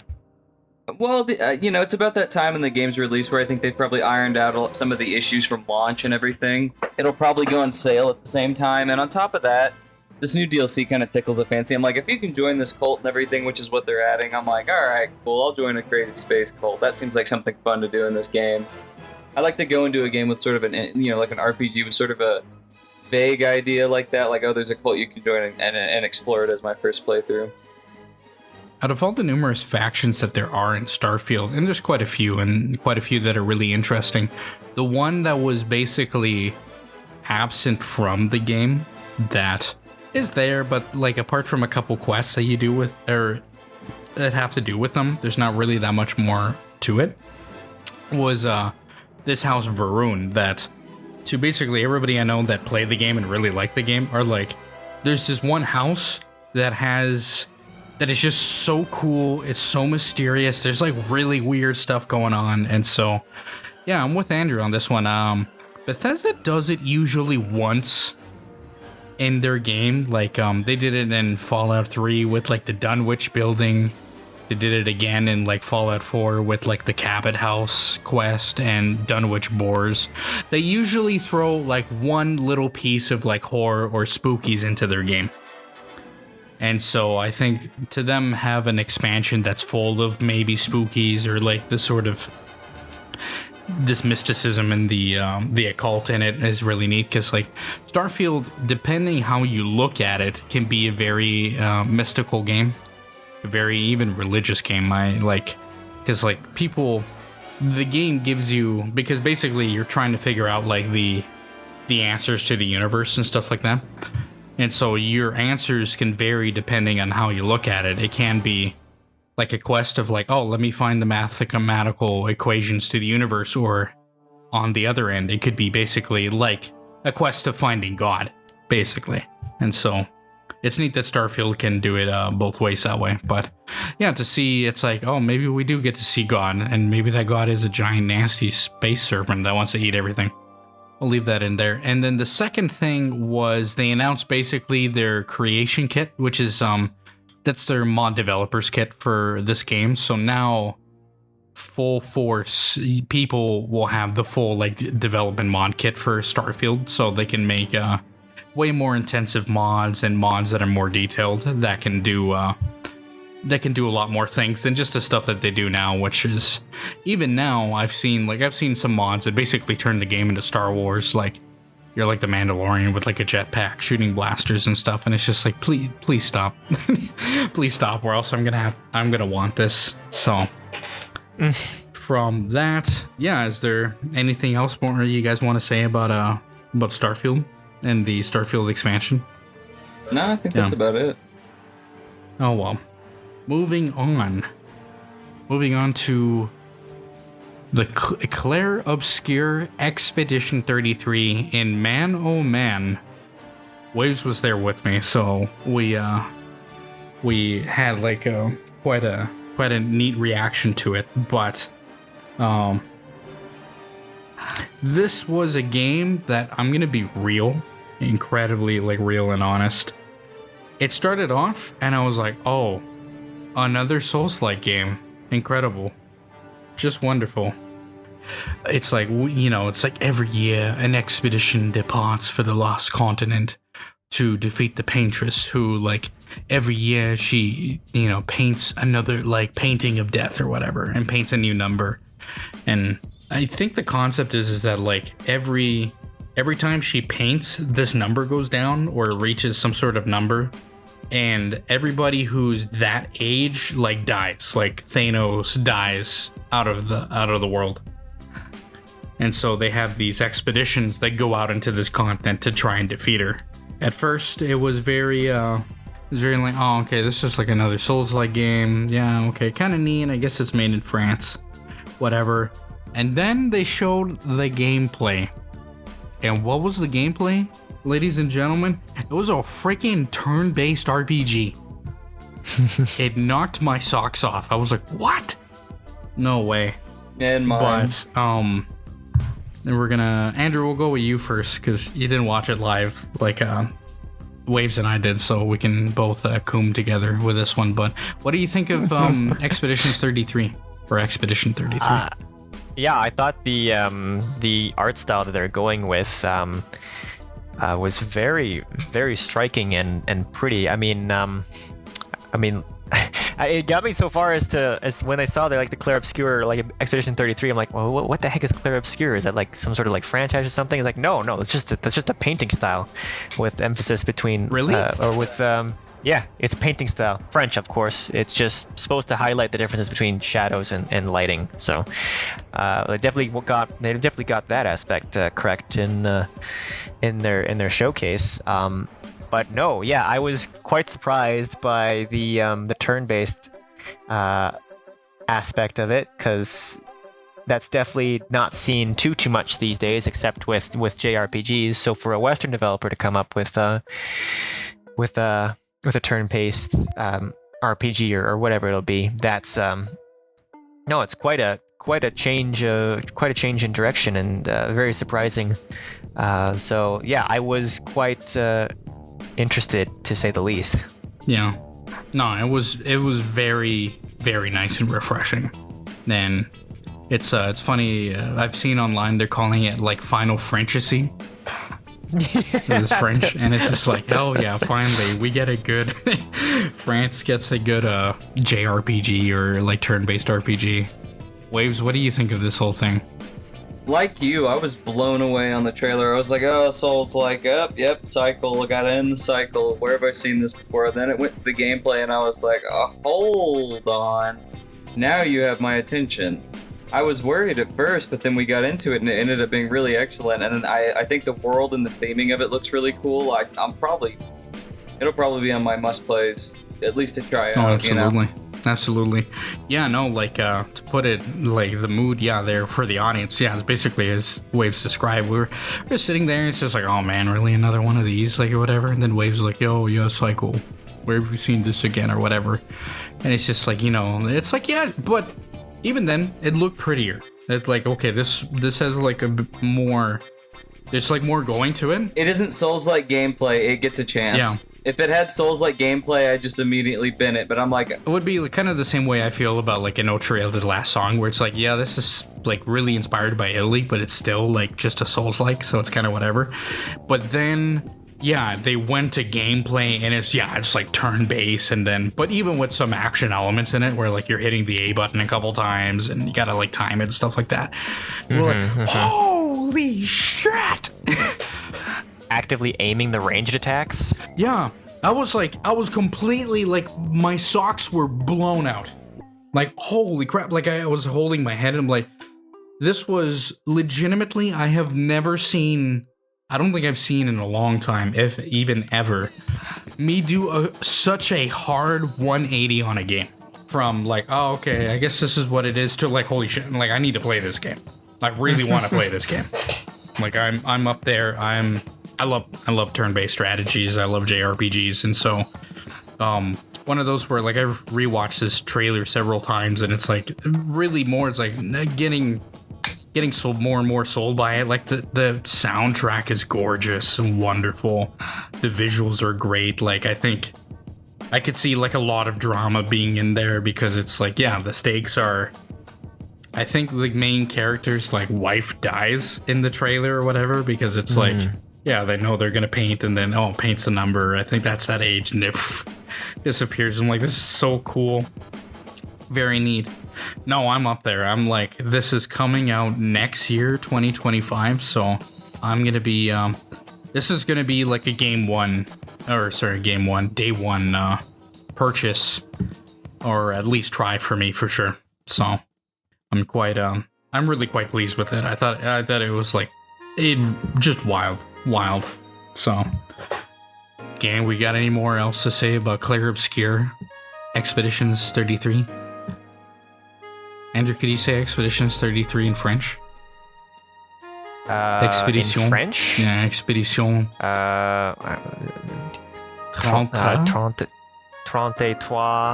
So Expedition 33, Yeah. I think. Yeah, 33. I'm butchering it. Yeah. Those are all my wasted French class lessons.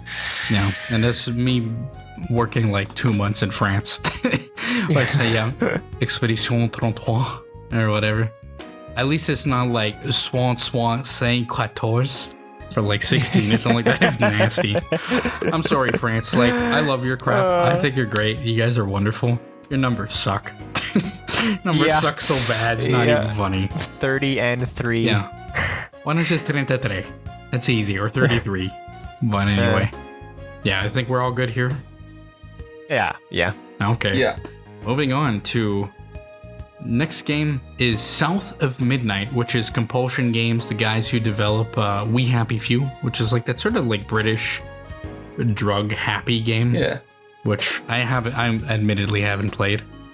And this one is like it's sort of like action RPG that's set down in the bayou, good old Louisiana, where it's like a very bayou core fantasy, like folklore sort of thing going on, and it stars, I forget the lady's name, but like Eve, I think, but it stars this chick going through this land trying to, I guess, fix it because it's set in the modern day in Louisiana, but some sort of magic event happened and like all these folklore creatures and this sort of stuff. It has a very like stop motion sort of like aesthetic to it, especially when it comes to the cutscenes that I have a thing or two to say about. But Waves, going to you, ping-ponging back to you. What do we think of South of Midnight? I really liked the animation on it, especially on the swamp creature she rode in. Yeah, that sort of like catfish like thing. I really liked it too. The animation was really interesting. I'll have to see pricing, gameplay, and stuff, and then go from there. But it looks like a cute little game. It's funny you keep saying that, but I'll leave that till the end. That's because I'm broke. Yeah, but I'll leave that to the end. Okay. Andrew, what do we think of South of Midnight? Well, it's certainly like a mythology and kind of a lore that we haven't really touched upon all that much. Like, I really can't think of too many well, there's probably a ton of books, but like movies or games that touch upon the fusion of like African voodoo or African Caribbean voodoo, like and the sort of Creole sort of Creole, exactly. So that alone makes it very much something worth checking out. The animation that they're going for with like kind of like the choppier frames, that That is a very interesting choice for them to take. It's a choice. Yeah, choice. It works for like the cutscenes, but when in action, when she's like actually moving, like it's clear that they're not committing to it fully, and I don't think that they can, because it would just look and feel very weird for gameplay. But it'll definitely be something worth. I want to see more, because like the gameplay they provided so far is She found one enemy and then just kind of moved on. One enemy, then moving on. So they've shown off a bit of their traversal. I got kind of like Alice Madness Returns vibes from the way that she was very floaty, moving around. Yeah. I'd like to see more. Yeah, no. Me too, for sure. Completely with you on. I really think the aesthetic and like the setting is really neat. I really do like the Creole setting, the Deep South. Taking like fantasy and folk creatures where it's like, oh, it's this giant talking catfish. I think out of the whole thing, I really like that. I think I'm sorry, hey yo, we got a gumbo down here. Like, I really like that. I think it was very classy. I'm gonna be real. I'm kind of getting tired of the like limiting frames to make it look kind of choppy or like hand animated sort of thing. I really think it's, especially when you put it with the gameplay and the gameplay is like smooth 60. I think it's like really jarring and kind of distracting. I just kind of wish the cutscenes were just 60 frames. Like I think it would look just fine, and the art style speaks enough for itself that it looks great. I don't think it needs to have that sort of weird sort of 60, but I think it was really good. It didn't it was super short. Didn't really have much to do. One thing I can say that I didn't like is that I liked most of the music and the sound, but then like in that little fight or whatever, the music was bad. The music did not match kind of what was going on screen at all. It was clearly like a separate pre-recorded track. It wasn't like how games normally have like tracks that kind of evolve with what's going on in the scene. No, this was just like one song they had playing over the gameplay. Yeah, it was like very weird. Like I don't know if it was just a placeholder track or something like that, because like then after that, once she starts going out, and it's like then it gets into like that sort of like Bayou sort of like sort of twang like music, and then a bit of like spoken word. It's like this is awesome. This is cool. Like I'm all for this. I think this looks great. So looking forward to it. I don't remember if it said it was coming out next year or not. I don't know if it was a 2025 game. I think it was the 2025 game, if I remember correctly. Yeah, I'm curious. Definitely, they'll show this off in either a developer direct or next year's showcase. So, looking forward to that. We'll see. We'll definitely see how that goes. And so, moving on to this next game that was originally not on the list, not because it was bad or anything like that, but I wasn't sure if anybody wanted to talk about it. And then Andrew said, hey, can we talk about this, or are we going to talk about this? And so this has to do with Age of Mythology. And since you wanted to do this, Andrew, do you want to introduce this topic for us? Sure. So for all those nostalgic strategy gamers among us in the audience, this is an entry in the real-time strategy genre, mainly the ones where you went and build bases, not the squad-based ones, like Company Heroes or stuff like that. No, this is way before that. This is way before that. This is a spin-off of their storied Age of Empires line of games. Age of Mythology deals with three civilizations, then they added a fourth as an expansion. You play as either the Greeks, the Egyptians, the Norse, or the Atlanteans, with heavy emphasis on the gods that were in play during the time and the mythological beasts that would have been storied in their myths and legends. So not only can you recruit regular human units, but you can also recruit legendary heroes.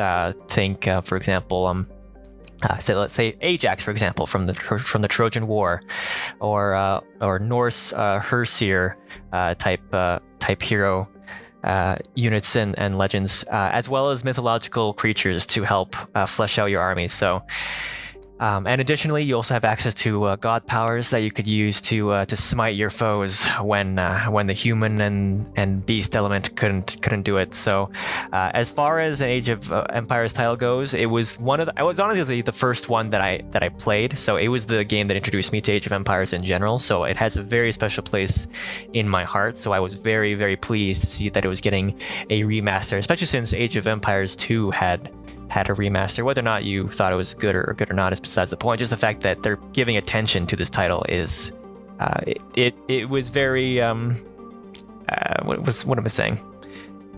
I liked it, loved it, loved the announcement, and I loved the new look of the game. So interesting. I had to get that off my chest. Interesting. Andrew, would you mind me if I let you moderate this part? I'm very curious to see how you would do in my position. Okay, sure. So, it's easy. Just ask. Waves, what do we think of Age of Mythology Retold? I think it looks cool. I never really played the original Age of Mythology, but it looks neat. I'd probably give it a shot. I like strategy games and whatnot. Okay. One of those things where you get if it fits your budget sort of thing. Oh, yeah, for sure. I mean, I'm assuming that strategy games usually go on sale, so I'll probably get it at some point. That's fair. That's fair. Did you play the original Age of Mythology when it came back? Or all the way back? No, I've played Age of Empires, though. No, okay. And I think I've played like the Age of Mythology Heroes games. I'm not familiar with those ones on DS or it's like maybe it's Age of Heroes is the name of the game. It's something similar to it. I'm thinking of Might and Magic. That one. Oh yeah, Might and Magic's what I'm thinking of. This. Okay. Different strategy. I'm just sitting there and I'm like, this guy can't be thinking of Might and Magic. I mean, wonderful. Might and Magic's awesome, but yeah.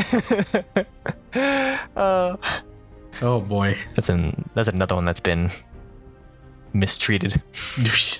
Thank you, Ubislop. Already. Yes, Tom. What do you think about Age of Empires Retold?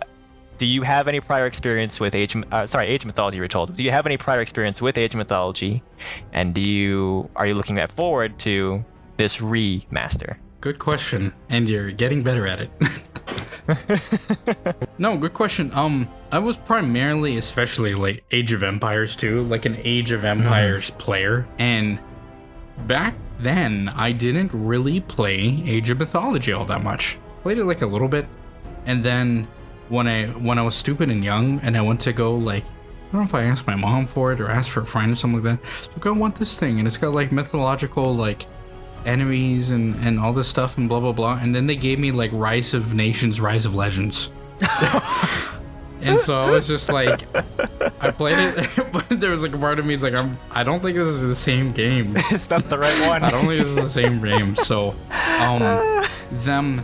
because this is coming out this year, isn't it? I believe pretty so, soon. yes. I think it's like September or something like that.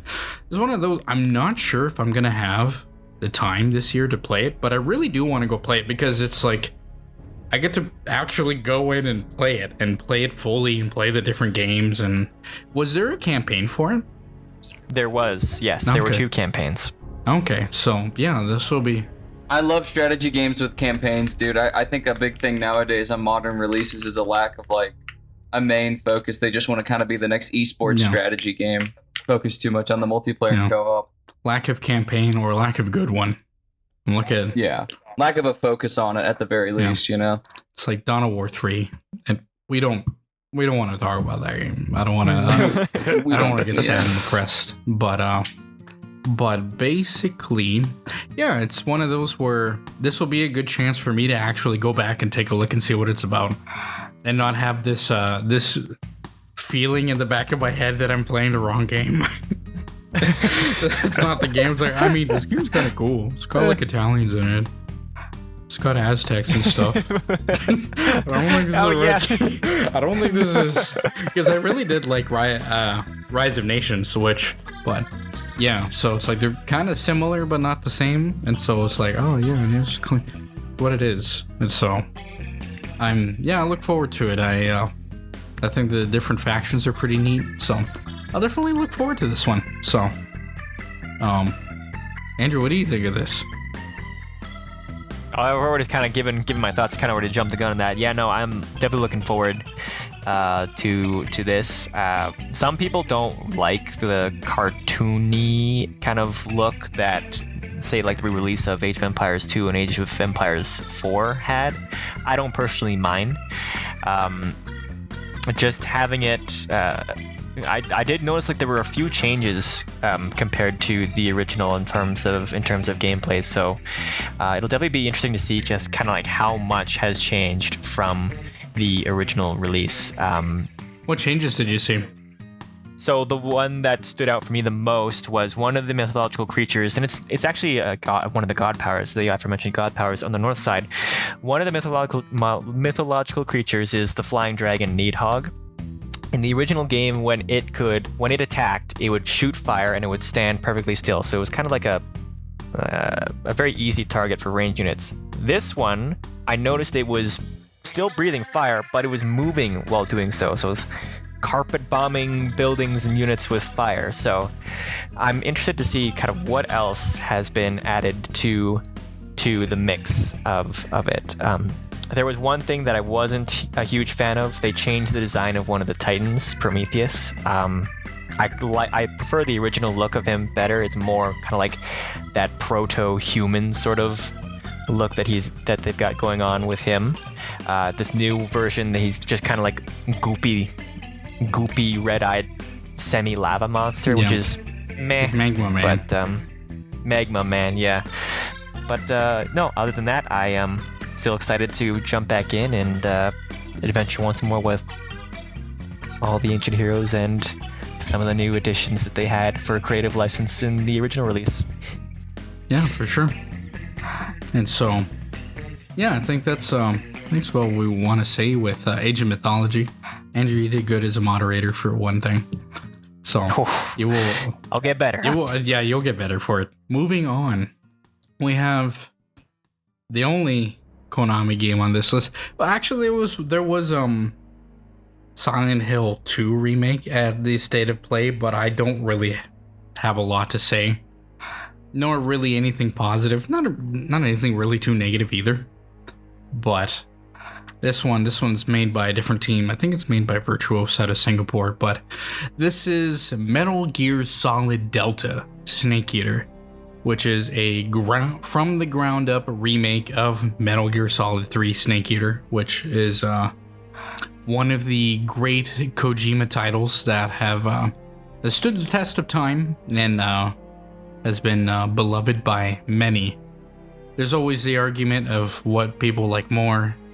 There's, because there's some people, I'm kind of in the camp that I like Metal Gear Solid 3 Snake Eater more.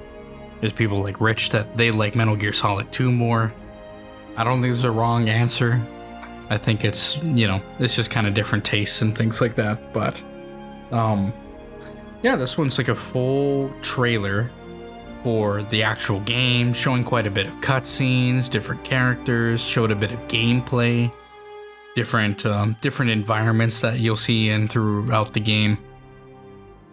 Some combat, a lot of CQC, which is a central mechanic to the first game that you can do a lot of things with. So like you can, hold somebody at knife point and say, okay, talk. Like they'll spew a bunch of information, or they'll pee their pants, or whatever stuff, which is a central theme in most of Kojima's Metal Gear games, where somebody pisses themselves. But with that, moving on, Andrew, what do we think of Metal Gear Solid Delta Snake Eater? It reminds me of the argument that we had talked about, why there were so many remasters, and it's introducing these old titles to newer fans who may have jumped in at a later title, for example. So for people who started on, say, Metal Gear 5, they can now see how, or they can finally experience the story that led up to this point. So in that regard, it's very pleasing to see that there's attention given to these older titles. The look of Snake is great. Oh my gosh, translating the old model from like the PS2 to this new level of fidelity, it's He looks fantastic, and they even brought back the David Hayter to revoice the character as opposed to Mr. 24 himself. Yeah, was it Keith? Keith Sutherland. Yeah. Oh, Kiefer Sutherland. Yes. Kiefer Sutherland, not Keith Sutherland. Yeah. Keith David. Yeah, Keith Urban. Shepard. It's time to go ice this Cobra unit.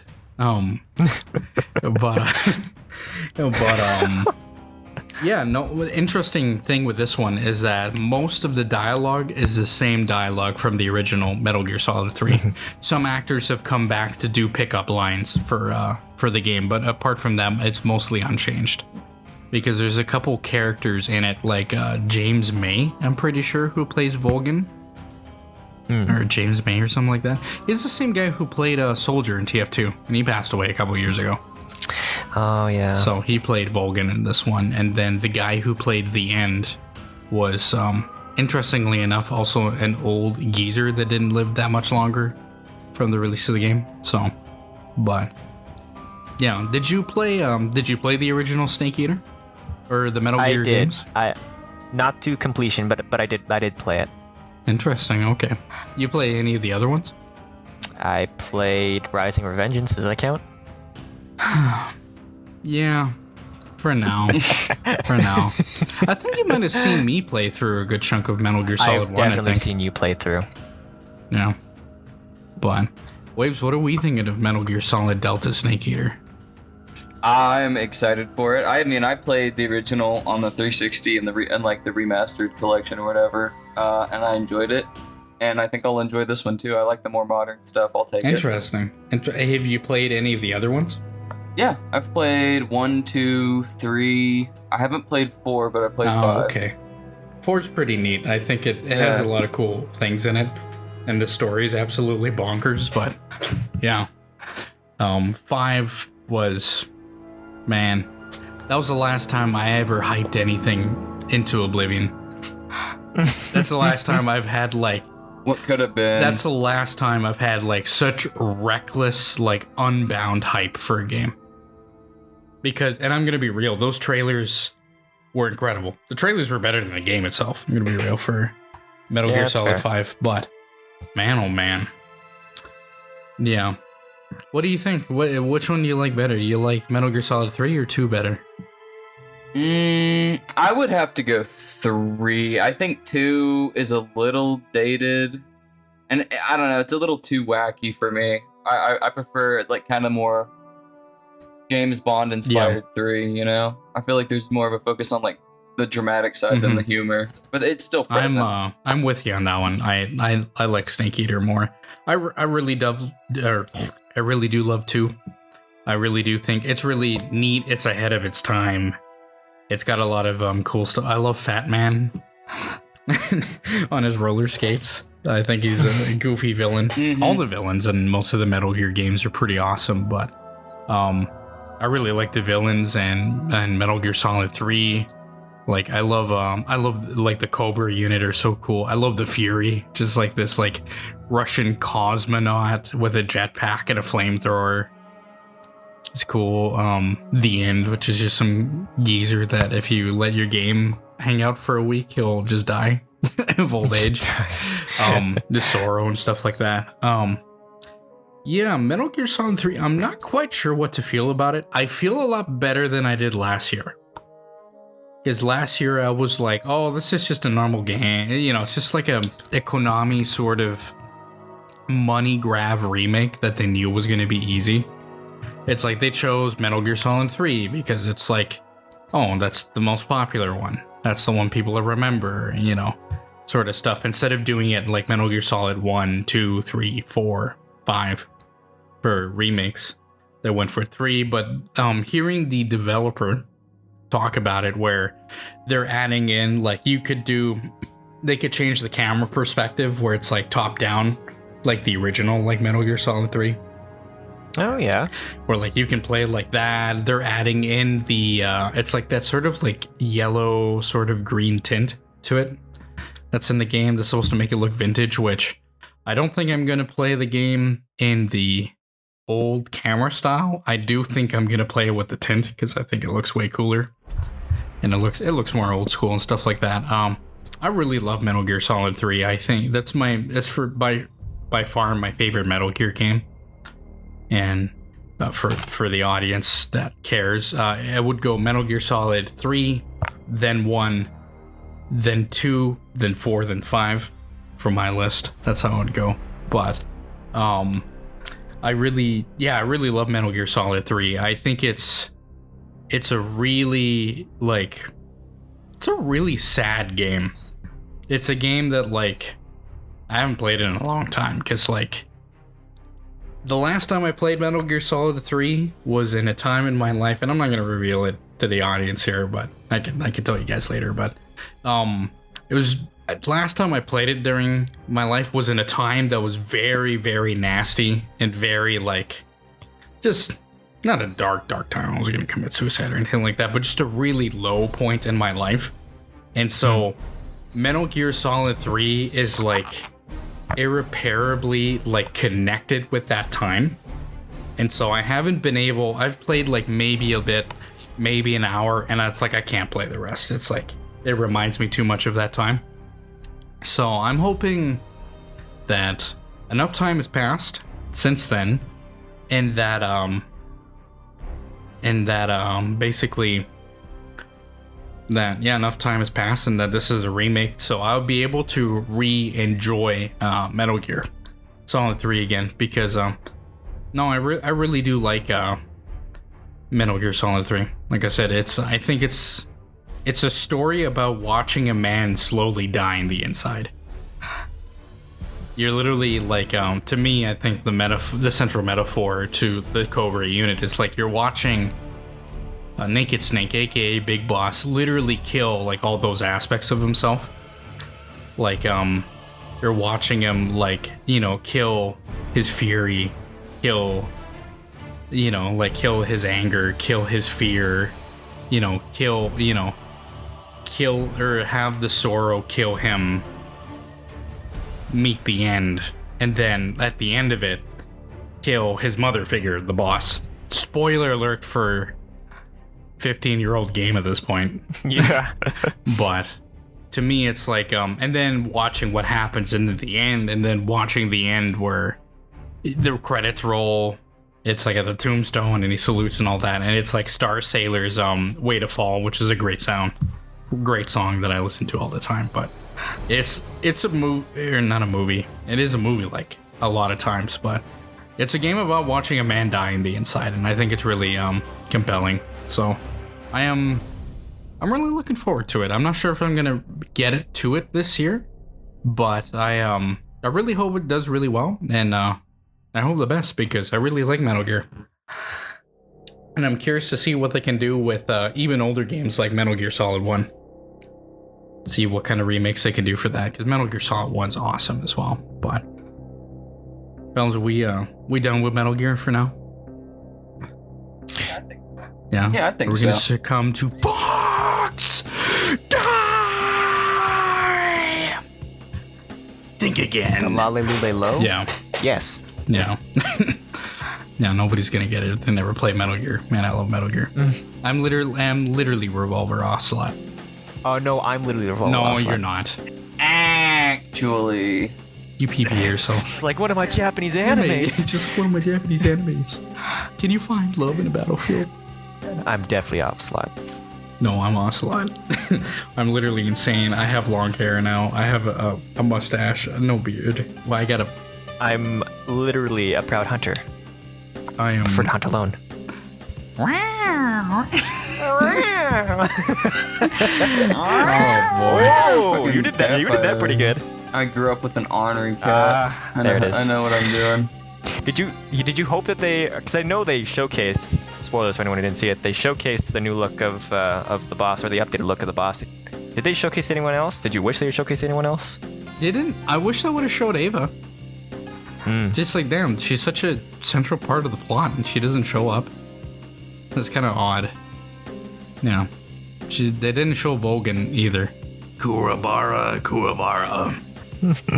Man. Maybe I should pick up that game this year. Who knows? I'll see. There's so much I was gonna say trash, but it's really good stuff. There's so much good stuff coming out this year. But Freudian slip there. moving on. The reappearance. Oh crap! There's also another game we're gonna have to throw in here to ask Waves' opinion of. We'll talk about it maybe after this one. The next game on our list is the reappearance of Perfect Dark, which is the remake of a N64 and a really, really, really not so good Xbox 360 sequel of that is takes place in the near future, and you're basically a super secret agent Dark that is going after, I think it's like eco-terrorists or something like that. The plot of the game centers around like ecological disasters and stuff like that, and I think people that are making it worse, if I'm not mistaken. I haven't read too much into it. I really just know what happens in the trailers, but in this trailer, you're basically a super secret agent that wingsuits their way into this comfortably always 23 degrees city in the middle of the desert, and you basically got to sneak your way in to find the super secret baddie that you're trying to find. And while you're doing it, you're like taking out a little tool to like record somebody's voice line, you know, basically doing as they did in Team America, which is like, you know, a guy come up to you and it's like Durka Durka Muhammad Jihad. Durka Durka Muhammad Jihad. You're taking the tool to go Muhammad Jihad, Durka Durka. Okay. Durka Durka Muhammad Jihad. But anyway. And then you use it on the door and you open it, get to the thing, and then shit hits the fan and you gotta fight your way out. But moving on here, we gotta do Waves. We're gonna hit you first with this one. What are you thinking of Perfect Dark? We'll see. This isn't the first time that they try and pull an old IP from the ashes, and this isn't the first time they've done it with this IP. So yeah, we'll see. We'll see what they end up doing. Have you played any of the Perfect Dark games? Yeah, I played the N64 one. Oh, okay. What do you think of that? It's a classic. It's great. I mean, it's an enjoyable game, but you know. With all the N64 games, I have a mood for them, like especially if old family's back in town and whatnot. Me and my cousin will play together. But other than that, it's not something I find myself going to, you know? Okay. So cautious optimism, perhaps. Or just looking... Yeah, we'll see. If it ends up being cool, we'll pick it up, you know? Sure. Andrew, what do you think of Perfect Dark? I don't have a whole lot of... nostalgia for the franchise because I've only played it a little bit at cousins' houses. It came across to me as like, well, this is just GoldenEye, but it's not GoldenEye. Why aren't we playing GoldenEye, sort of thing? So yeah, made by the same company. So go figure. I kind of got like immersive sim vibes from this, with all the different avenues that she was using to infiltrate and sneak past security and stuff like that. And then committing to the first person aspect, even when in melee combat, I imagine that'll probably make a few people dizzy with the amount of flips that she's capable in doing and all her fancy Scarlett Johansson Black Widow kicks. But no, it'll be interesting to see. I might actually have to get like an emulator and replay the original Perfect Dark, and I can go into this one with newfound appreciation. Interesting. Or hate, or scorn. Or hate, depending on. Yeah. And you go with it. Man, this game, we'll start with my experience with Perfect Dark, which is like basically non-existent. The whole N64 is not my favorite. For that console generation, it definitely isn't. I've played way more PlayStation 1 than I have played N64. I do have an N64 and a sizable collection of games on it. And I don't know if Perfect Dark is in there or not. I know GoldenEye is. But when there are all these games and you come, it's like, let me pick a rare game to play It's like, oh, you got your Perfect Dark. Oh, you got your GoldenEye. I'm always for the kind of guy that when you boot up the game, go, yeah. I'm a Banjo-Kazooie guy. I will.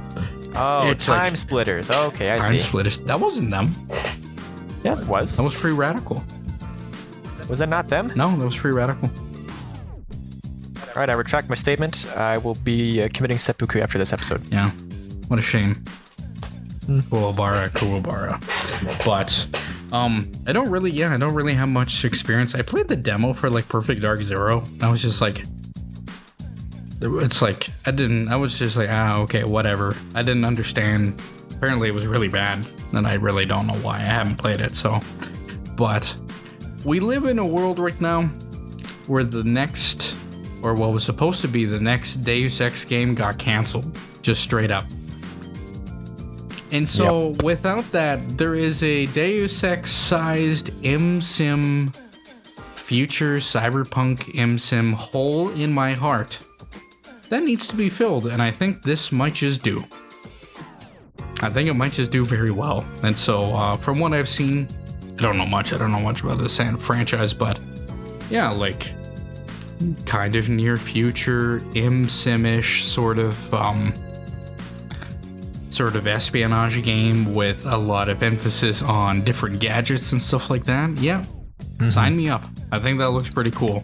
And then an emphasis on like melee combat and doing like little, like Matrix flips and kicks and stuff like that. I think it'll be, I think it could be really cool. So I am, definitely looking forward to this one. I think, I know this game was like apparently in like a lot of development hell and had a lot of troubles, and then eventually like apparently now is in really good hands and doing really well. But apparently now, so yeah, maybe it might be released in next year or so. We'll see. I don't think this one had a release date, but I don't think so either, but it looks good. This one will have or a release year, so we'll see. It looks good. I hope it does well. We good with this one? Yeah. I'm looking at my timestamp and I'm feeling okay. Because I remember the last time we recorded this was like 5 hours. Yeah. And so it's like we're almost kind of done, so I'm not too bad. It's good. Maybe a quick insert here, because it was also another game that apparently wasn't doing too well, but it got shown off, and Waves might have some interest in it. Waves, do you want to talk about State of Decay 3 at all, or?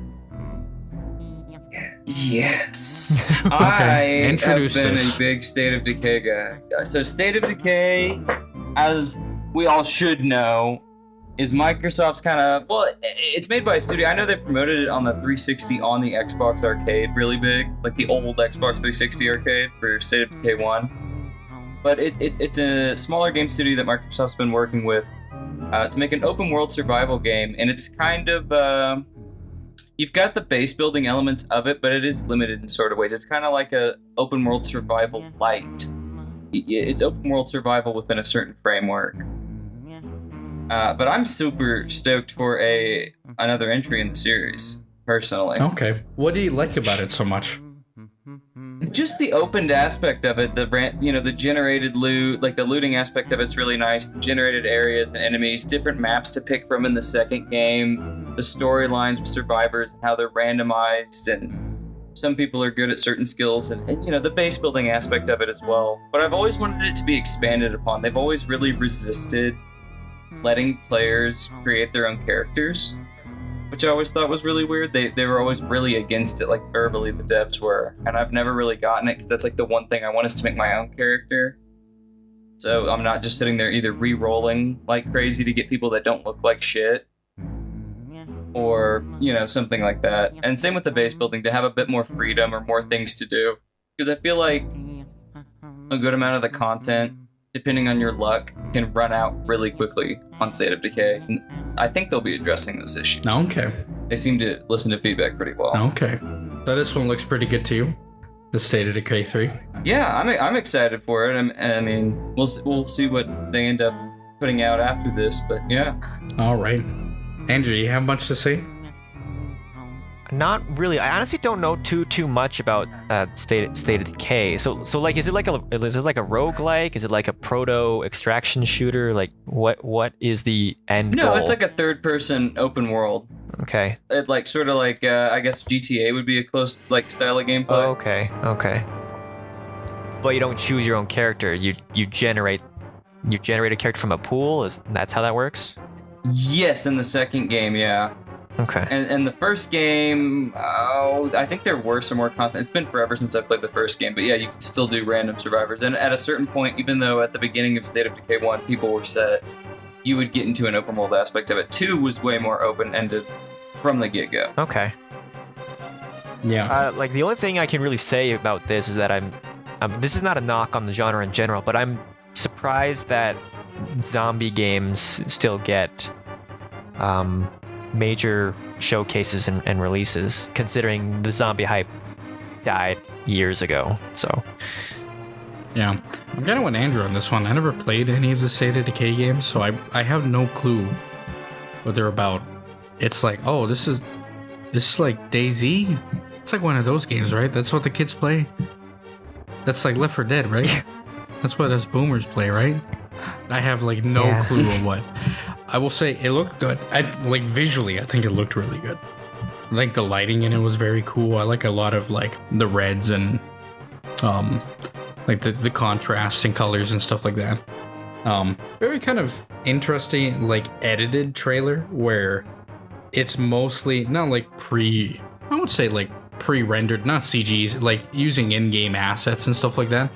And then it would like snap to a bit of gameplay, like in the middle of it, where like you could tell gameplay is just there's no HUD or anything like that.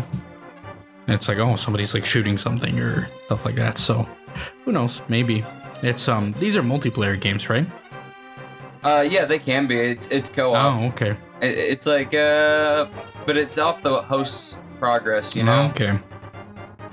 Well, I guess we'll have to see. It might be one of those where like if Wave gets it, then I might pick it up and play it as well and join in just to see what it's all about. Kind of interested, but it's also another zombie game, so I always love zombie games. I never care. I guess we'll see. I don't know, Andrew, what do you think of zombie games? Kind of with me on this one, where it's like kind of tired genre. Yeah, and again, it's not a knock against genre as a whole. It's just I never really bought into the whole craze. I wasn't a huge Walking Dead fan. I didn't really care for Dead Island. I liked Left 4 Dead, but that was only when I was playing with my friends. So, yeah, this one is more. I met this one with like lukewarm sort of attitude towards it. I think we'd need to see more gameplay before we can make any final judgment, because it was mostly a very heavily scripted in-game render cutscene with those odd snippets, or at least what they were making to look like snippets of gameplay. So it's really hard to tell these days. So yeah, we'll have to wait to see until more is announced. Alrighty. Moving on, we have the long-awaited and supposed to be coming out this year, Indiana Jones and the Great Circle. And this one it got kind of re-revealed earlier this year. It got announced like a couple years ago, but got re-revealed earlier this year. Developed by Machine Games, the guys who did the Wolfenstein games. And you play as the eponymous Indiana Jones, or as the guy would say in the one developer direct, like Indiana Jones, because they're like Swedes. So I thought it was funny. Yes, I'm making fun of your Swedish accent. I don't care. But yeah, this one, it's just mostly a cutscene for most of it, just showing them like up in the Himalayas or something like that, and it's just. It's just, like Indiana Jones and this other lady and this stone that they're trying to find. And it's just, like German World War II Nazi guy. It's like, oh, look at me. The cartoons. The American cartoon. And I saw this and I'm like, man, this is Indiana Jones, all right. So, Andrew, what are we thinking of this one? It certainly got, for the most part, they got the tone right. I think they're maybe a bit too heavy-handed with lampshading the quote-unquote cartoon villain. But that asshole. They've got his man. Hitler loved cartoons. Yeah, exactly. Sie Heil. Yeah, Sie Heil. Right in the photo's face. But they got his. They did a good job at kind of recreating Harrison's kind of mannerisms. Yeah. And I thought the vocal sound alike was pretty good. It's Troy Baker. That's Troy Baker? No, Yeah. Of course it's Troy Baker. That man can do anything. He does a really good job. He actually does. Like, the first time I heard him, like, earlier this year, and I'm like, yeah, it sounds like Troy Baker trying to be Harrison Ford. Then I heard him this cutscene's like, actually, he's pretty good at it. He's pretty good at it. Want to continue? When they got to the gameplay, if I ever play this game, and I think I'd like to, I'd probably avoid using the gun because I like the sound of, I like the heavy-handed punchiness of his fists whenever they collide with Yeah, it's anything. got a good meaty like thump to it. You know? Exactly. Just using the fists and the whip the entire time. Yeah. They got the sounds down pat in that. So. Alrighty, Waves. What are we thinking? First of all, as someone who's working towards a degree in anthropology with the focus on archaeology, Damn. Nerd. always right up my alley. But second of all, I love Indiana Jones. I've loved it ever since I was a kid and my parents showed it to me. So I'm super excited for this game. I actually really like Indiana Jones video games as well. Both the Lego ones and the like Emperor's other Tomb? ones they've made. Oh yeah. There's some really You play the Emperor's Tomb? Man, I freaking dig that game. I love that game so much. It's so good. I basically said, I don't know if you were there, I was telling a good friend of the server, Inkity. I said, it's like, if this game is even like half as good as Emperor's Tomb, it's gonna be awesome. I love Emperor's Tomb a lot. I think it's a great game. The adventure games are also pretty good, but only ancient geezers like me play that. But anyway, continue, Waves. the point and click ones are all right. I played Fate of Atlantis. Fate of Atlantis. Oof. That kicked my ass. I'm not gonna lie to you. But yeah, I just love Indiana Jones, and I love to see a new entry in sort of like a third person. I'd say Tomb Raider style gameplay. You know. Yeah. That's kind of what this one's first person, what I call right? It. Is it?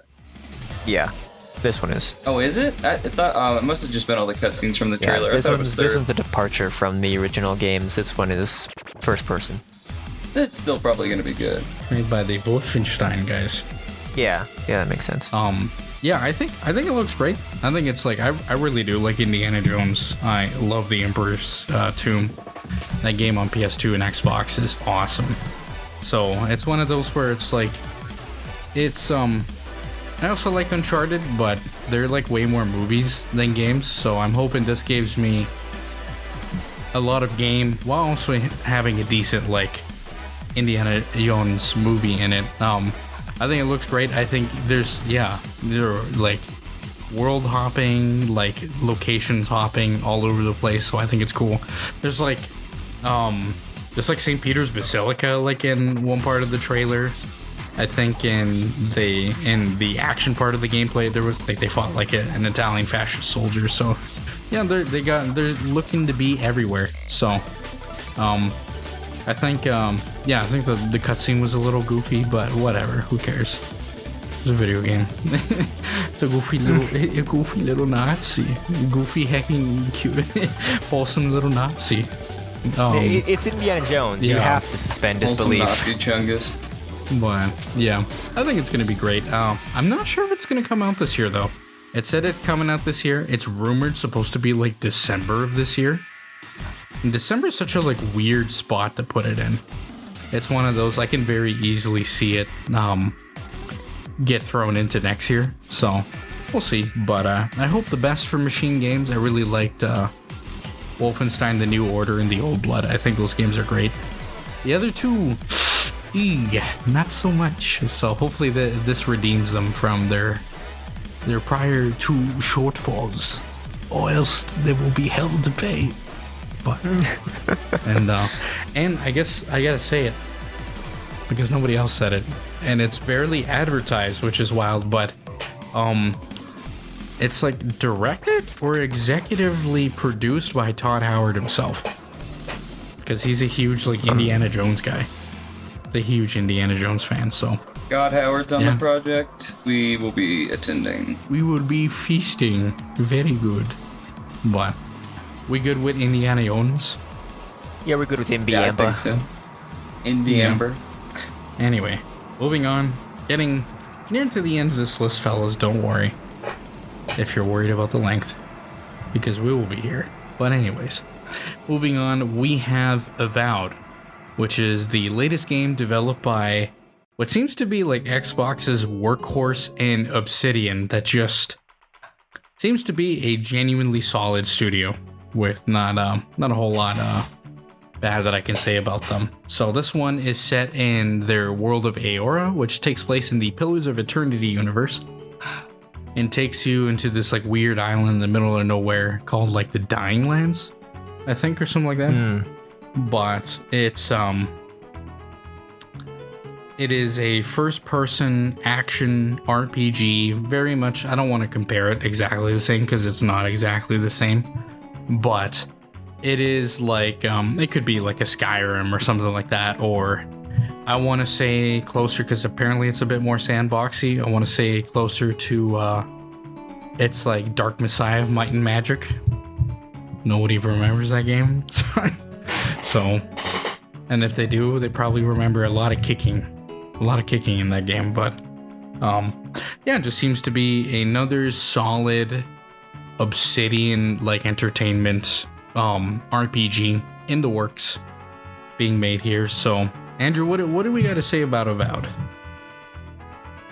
I mean, I know you were trying to avoid the comparisons, but no, I'm just gonna say it. Everyone's gonna just think this is Skyrim 2, so they're gonna have that uphill battle to fight. But from what they've displayed, I think they're more than capable of exceeding, living up to, or even perhaps even exceeding that comparison.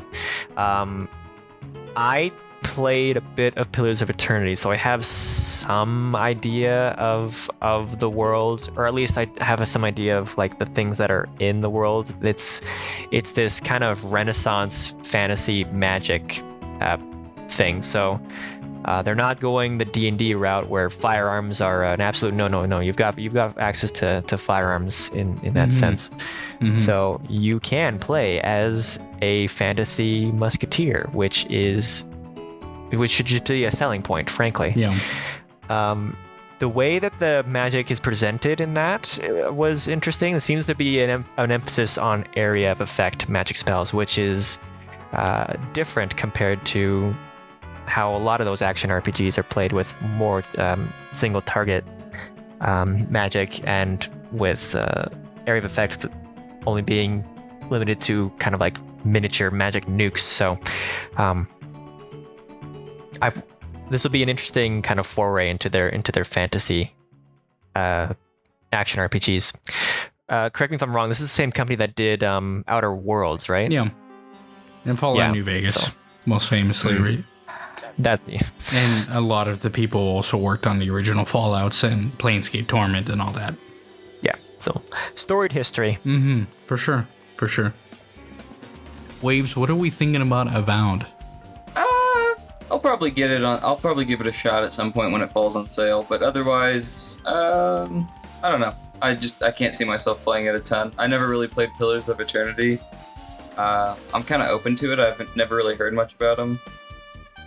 You ever played? Obviously enjoyed New Vegas. Didn't enjoy Outer Worlds, actually. Really? I really did not like Outer Worlds. Huh. I'm kind of I'm a bit of an Outer Worlds apologist. I think that people treat that game too terribly. I think people are really mean on that game. I treat it mean, and I'm not sorry. I think people, half of it's like its own advertising. As I said, it's like from the creators of Fallout New Vegas. People are like, oh my god, it's like Fallout New Vegas. Like, no, it's not.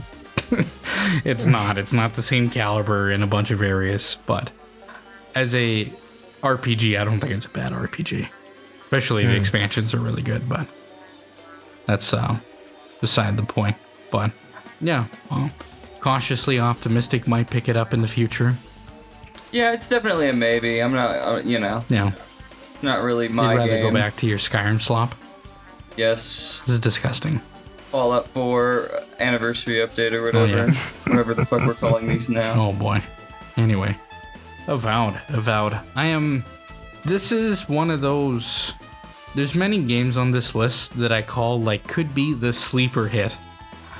Where it's like, I'm trying to think in a manner... There's usually a game in my top 10 list that are like, either come out of nowhere or you think they're going to be like, oh yeah, they're going to be pretty decent. Then you play and they're like incredible.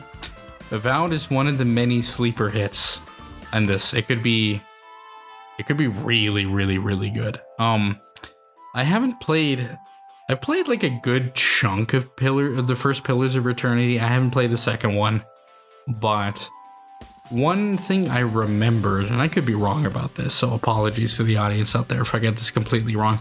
One thing I did remember about Pillars of Eternity is is like how the concept of magic and how it's tied to the soul. The soul is kind of interesting, where it's like a transference or something like that is how you use magic. So like there's some magic users that like use pain to like suck out that like essence that they use for their own magic, for their own gain and things like that. And then there's stuff like mages, or not mages, like monks or whatever, where when they use magic, they're basically going through like a stealth of like Zen self-harm to produce that kind of like soul forge sort of magic stuff. And apparently something happened in the second game that basically like completely changes how that dynamic is supposed to work. But I'm gonna be real, I played just a good chunk of the first Pillars of Eternity game like quite a few years ago, so I'm not quite really, what would be the word, like fully educated on this subject or in this world. I'm not sure if I'm gonna have the time to play through Pillars of Eternity 1 or 2 before this game comes out, so I'll probably just jump into it without playing fully Pillars of Eternity 1 or 2. But even then, I think it looks pretty good. I think it's kind of neat that, yeah, it has a sort of like Renaissance setting where you could be a musketeer. I like any game where you could pull out like dual like muskets and just blast people with it, especially if they're lizards. So I think it's cool. I'm gonna say one thing, which is like never really dumb or whatever, but like I really, really like the key art for the game. So like key art being basically like whenever they show like, oh, it's the end of the trailer, it's gonna like, and then it shows like the logo and stuff like that. It's like that sort of like skeleton that's being consumed by this like bio magic like spore thing or whatever. It's like with the sword. I think that piece of art looks so freaking cool. I think it looks so cool. I like every time I see this game being shown off, I always think of that piece of key art. So I hope it's really good. I think it looks a lot better now since the last time we saw it. I think the last time we saw it, it's like, oh, okay, it's got a bit of that obsidian jank. It's like, you know, maybe a little bit rough around the edges, but I think now, I think it looks a lot better now. I think the combat works a lot better now. Andrew, did you see they had like a much bigger deep dive into Avowed? Did you see that? No, I didn't. No, wait, no, I did. It's like but 20... that was a while ago, wasn't it? No, that was like, and it was very recent. It was like on Monday or Tuesday. It recent? Where they talk I didn't see that one then. I didn't see it either. I read like a piece of like a news post about it where, you know, they talk about like, oh, there's different ways you can complete quests, more choice and consequence, that sort of stuff. So,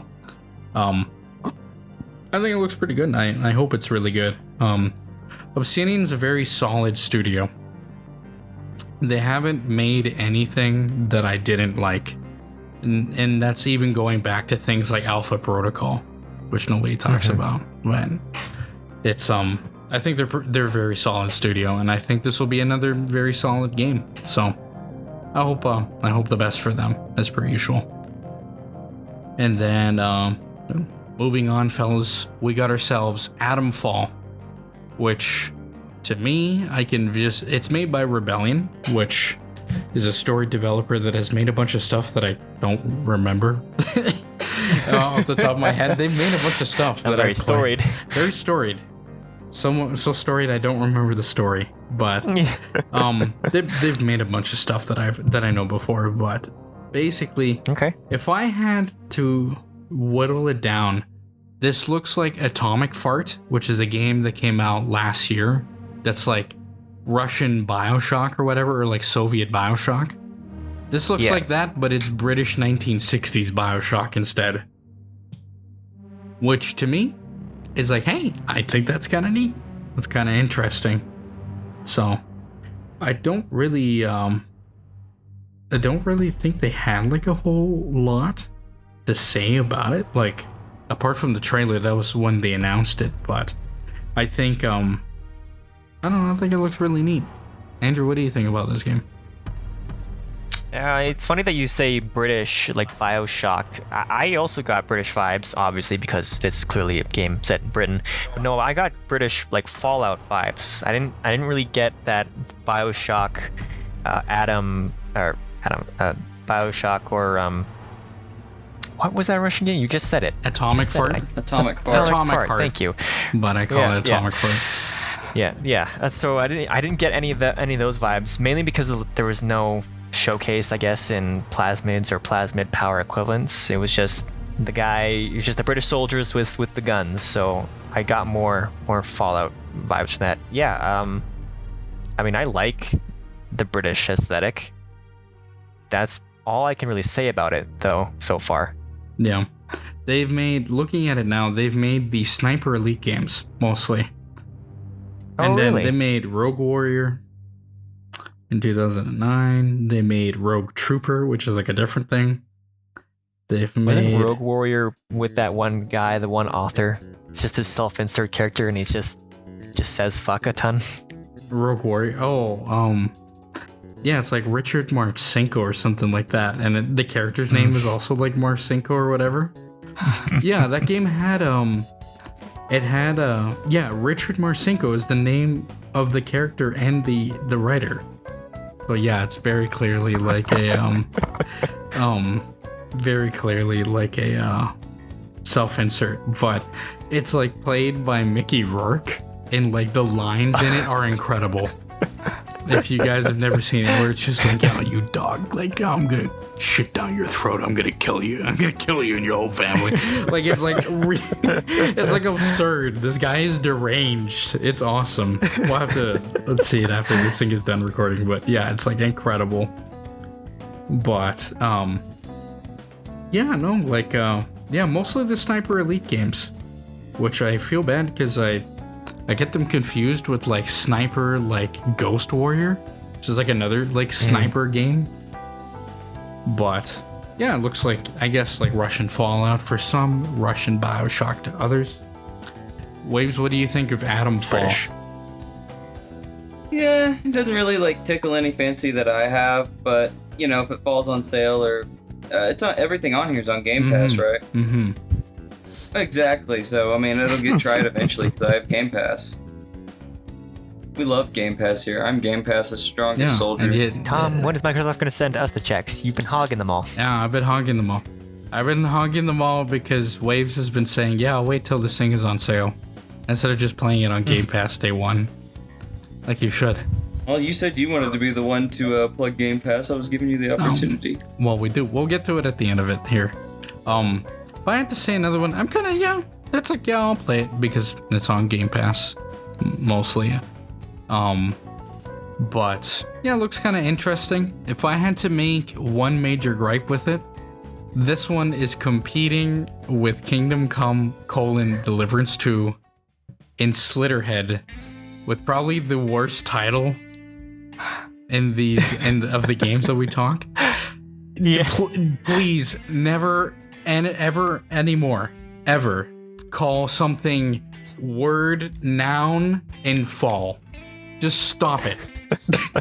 Don't call anything that anymore. Don't call something fall. Just please stop. I don't think it's terrible.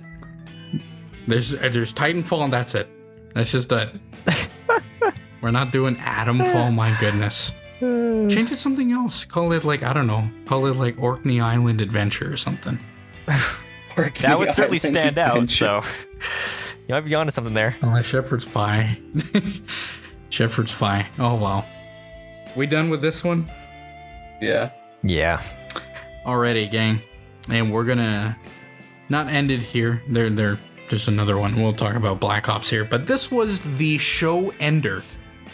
This was the one that got rumored, but not quite in the way that people thought. And so what was revealed was a lone TV in an apartment with a thing that says, please stand by, emergency sort of thing. And then turns out it's Gears of War in some capacity.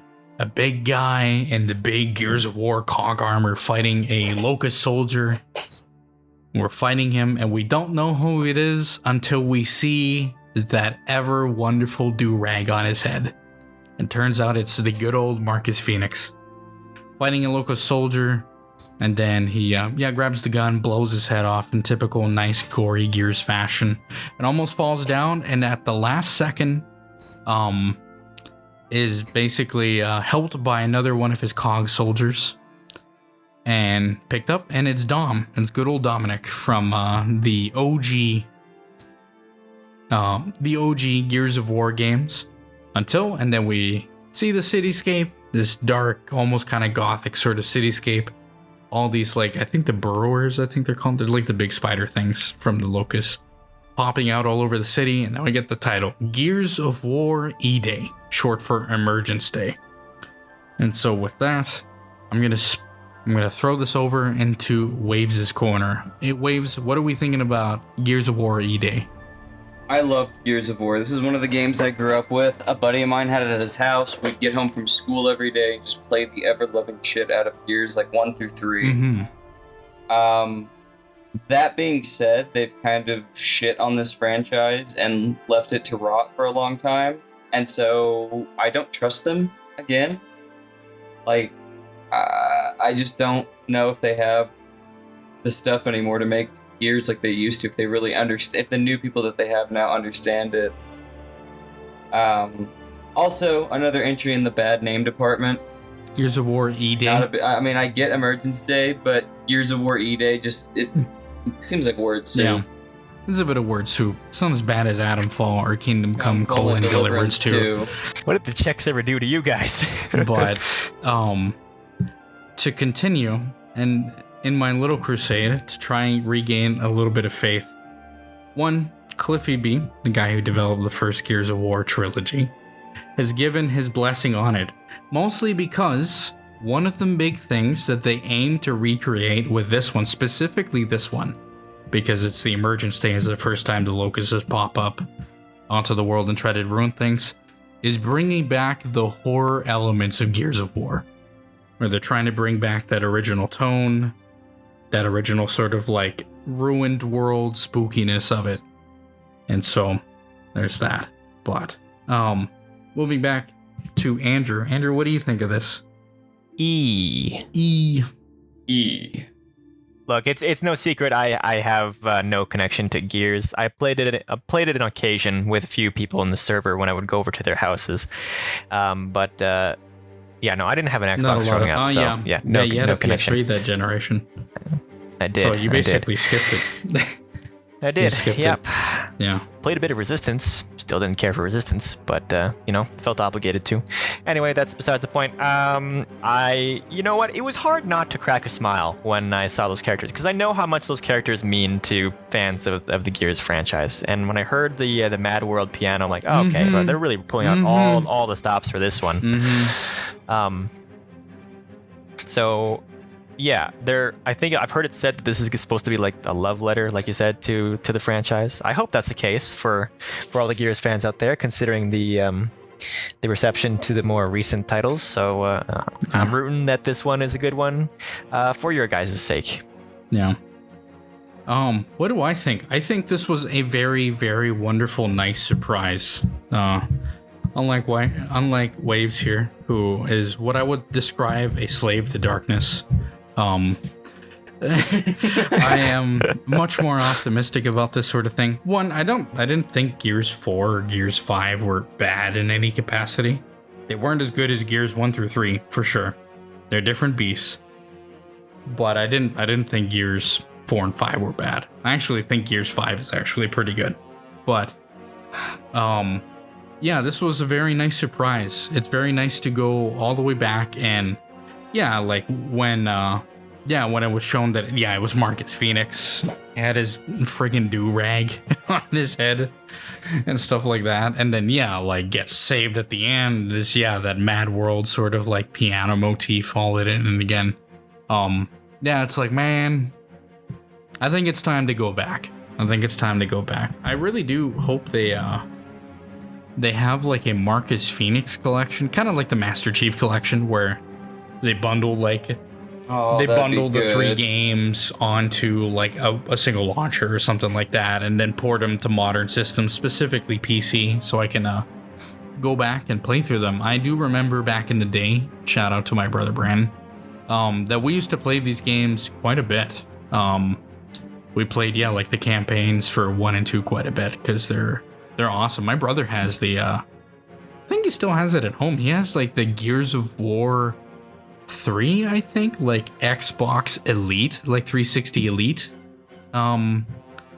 console.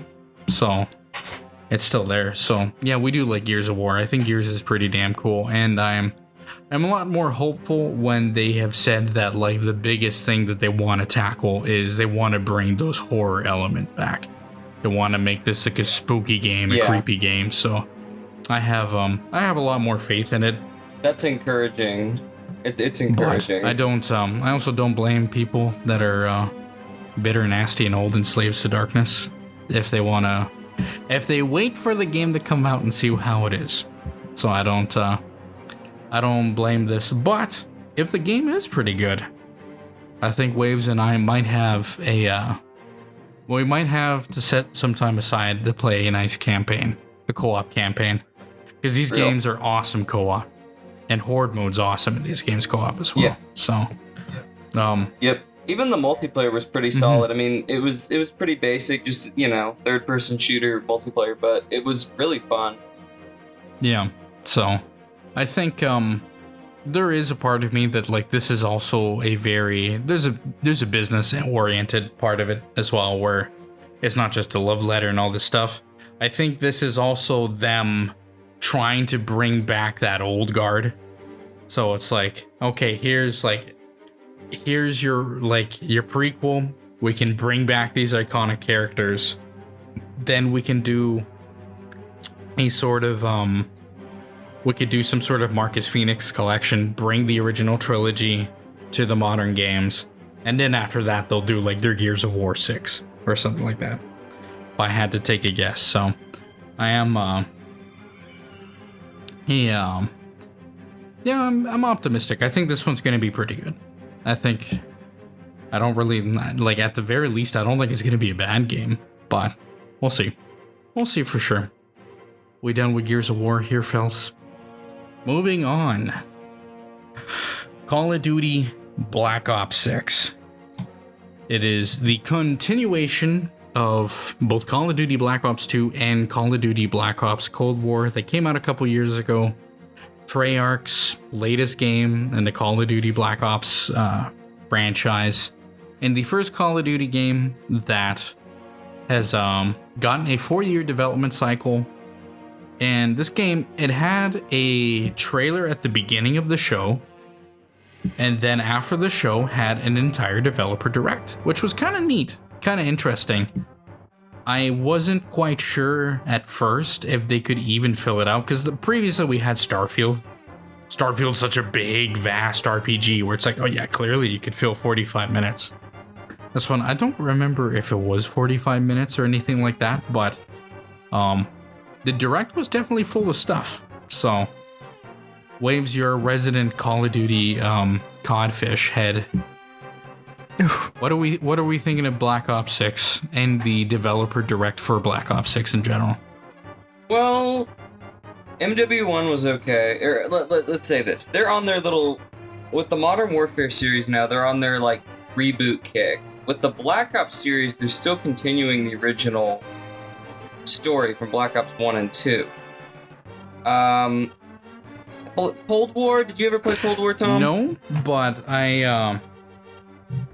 I'll get into this a little bit later, where I'm surprised they didn't announce any of the prior Call of Duties to show up on Game Pass, because I've heard that Cold War had an exquisite campaign developed by Raven Yes, Studios, which and is what I then was gonna Raven's say. developing this one as Yeah. well. So they redid the COD campaign. Like, it was a bit of an open-ended, like, kind of open world with a central hub area where you select the next mission and stuff. They switched the COD campaign up, and it worked really well in Cold War. The zombies wasn't great, and it hasn't been great for a long time, which is something they're addressing. But the multiplayer is the big thing. We can go on about COD campaigns for a while, but what keeps me on a Call of Duty game is the multiplayer. And they have not had a good multiplayer in a very, very long time. And part of that is the focus on Warzone. I think Warzone is one of the worst things that's ever happened to Call of Duty. It's just been absolutely atrocious for multiplayer and campaign. Basically, anybody that isn't interested in the Battle Royale mode is getting fucked over. I'm optimistic. They're given the same bullshit that they give every time. Oh, we hear you. We're gonna hark back to the good old days. Look at what we're doing about the good old days, with a bunch of people that I can obviously tell have no idea about the good old days.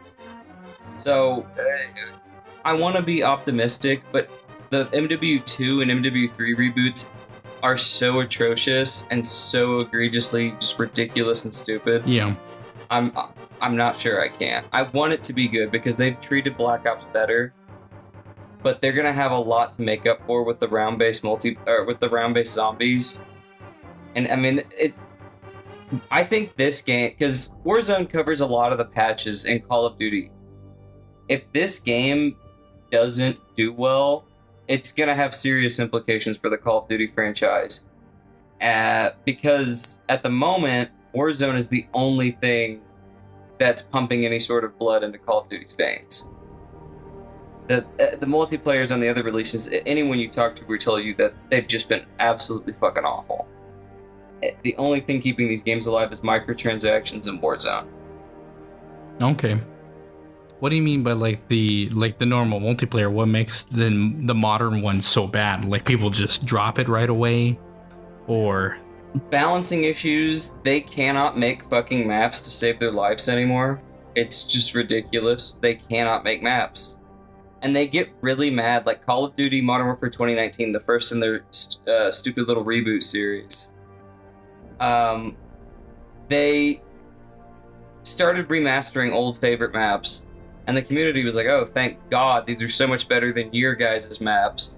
And they got really mad at that statement and announced that they were no longer remastering old maps for a while because they were like, oh, the community isn't appreciating the work we're putting in. I'm like, well, your work is dog shit, so stop trying so hard and pick up what was good. Throw a new skin on it, we'll be okay. But they've lost touch. They make, and I don't like the hyper movement, the TikTok ADHD Zoomer fucking gameplay. I much prefer the older Call of Duty's, a bit more basic, slower paced, you know? Just missed the mark a lot recently. And like I said, this has serious implications for the future of Call of Duty, because these games are kind of bubbles where, oh, you know, when it drops, there's a little bit of hype, but they're starting to make less and less money, which is something they're very kind of open about. So Black Ops, what is this? Black Ops 6, sorry. They threw me off with the 6, honestly, because there's no 5. Yeah, Cold War's 5, but you didn't call it 5, yeah. No. But we'll see. I think I want it to be good, but if I were to have to put money on it like a bet, I would bet on it being shit. Do you think the 4 years of development will do much? No, an extra year of dev isn't going to mean jack shit. The original was 3 years on these Call of Duty games. What's one extra year? But it wasn't for Modern Warfare 3. It was only 18 months. Considering it's the same damn game as MW2, as MW1 reboot, that they just keep reselling and adding an extra 300 gigabytes of fucking files to install, it really doesn't. we'll see what they do. Again, oh yeah, by the way, you're gonna have to install MW2 and 3 to play Cold War or Black Ops 6. Fuck. So get ready for that. Anyone that's interested in it. I thought they clarified that you can like uninstall like different portions of it. Oh, you can uninstall it, but you gotta install it all first. I see. Yeah, because you gotta go into the launcher and then choose. Maybe that's something they're changing and they need to clarify again on. But the way it has worked is you download everything first, and then uninstall what you don't need. Same with the MCC, I believe, is still that way.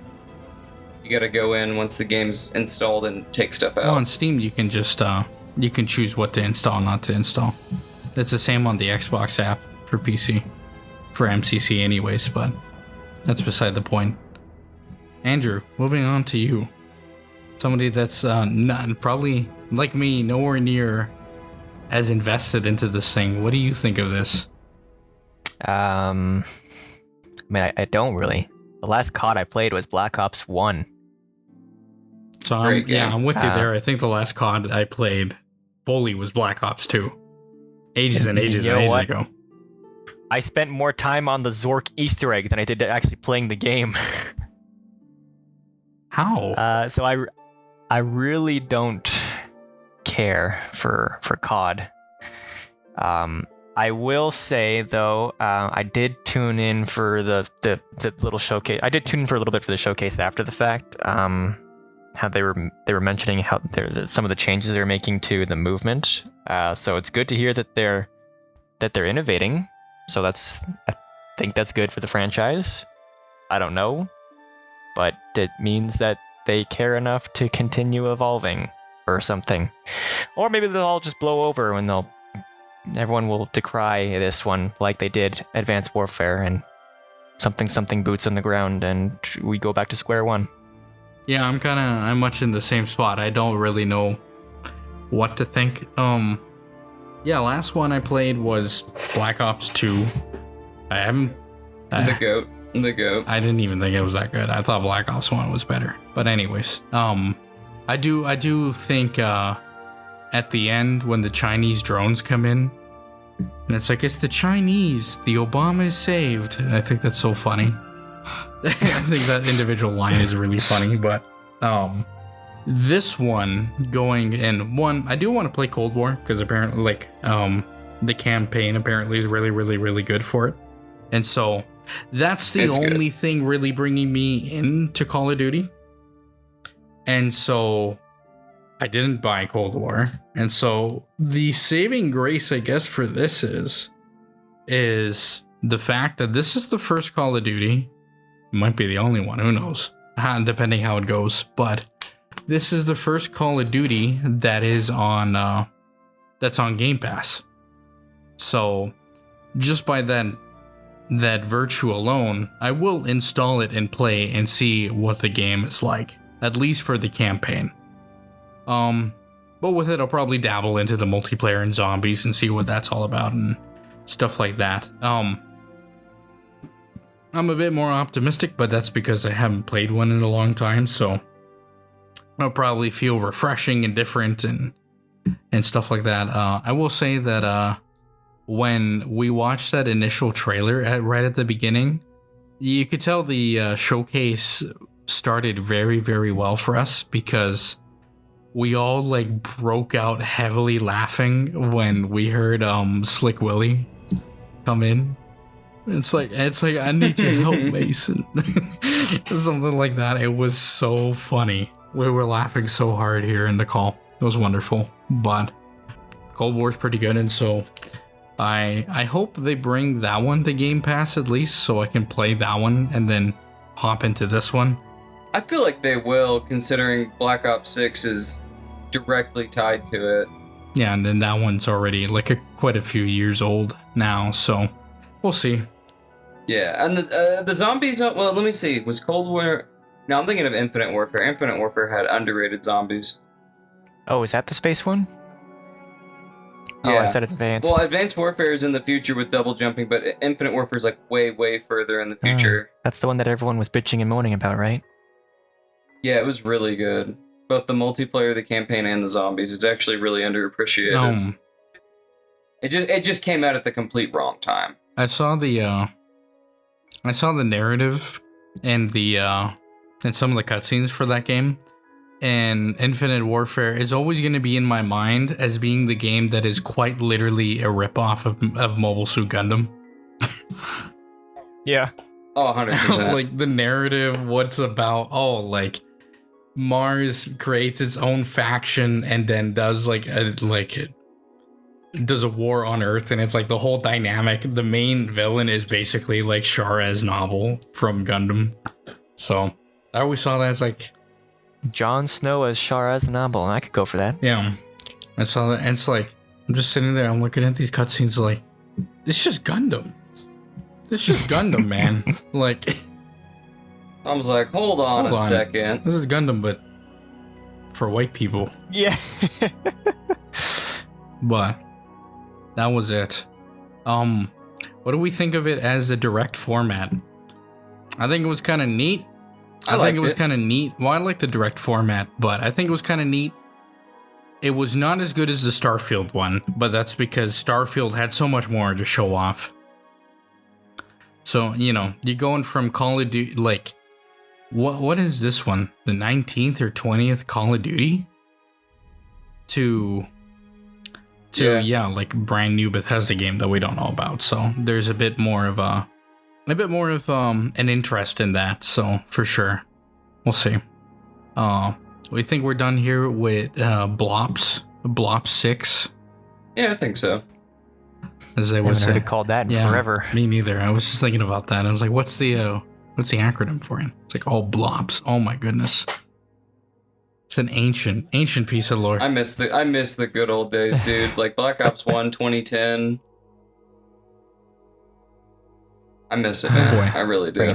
Bring it back. Now, our final two games that we're going to talk about, they're kind of in these weird spots because they're basically one trailer was shown off in one event, and then another trailer was shown off at another event, and then they both had like much bigger gameplay reveals about what the worlds are and stuff like that, and what the game is actually like.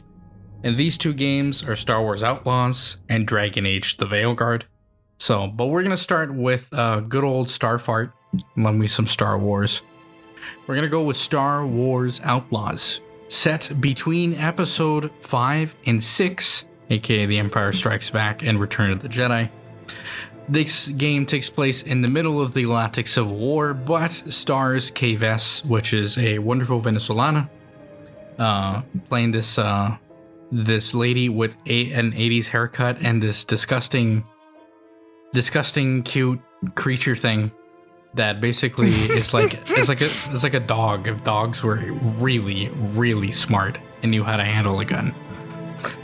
But yeah, and basically it's got all to do with syndicates. It's got all to do with like different crime organizations and the cartels, like the Pike Syndicate, the Crimson Dawn, the Hutt cartels, the Hanmaboki of the worlds of the galaxy out there. I thought you were gonna say Harkonnens. Yeah, on the Harkonnens. No. Thankfully, there are no Finns in Star Wars, except for Jonas Suotamo, who plays a Wookiee. So, I never have to hear his nasty, disgusting Finnish accent, except for when he says such exquisite Finnish words as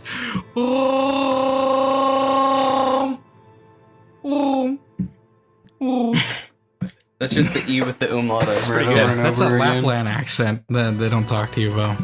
But Lapland. That's Star Wars Outlaw. This is developed by Massive Entertainment, which is the developers recently of Ubisoft's The Division and The Division 2, and the recently canceled The Division Heartlands. And before that, they made an awesome strategy game called A World in Conflict, and its expansion, Soviet Assault, which is one of my favorite RTS games of all time, and I'm eternally sad that we're never, ever going to get a sequel to that game, because it's great.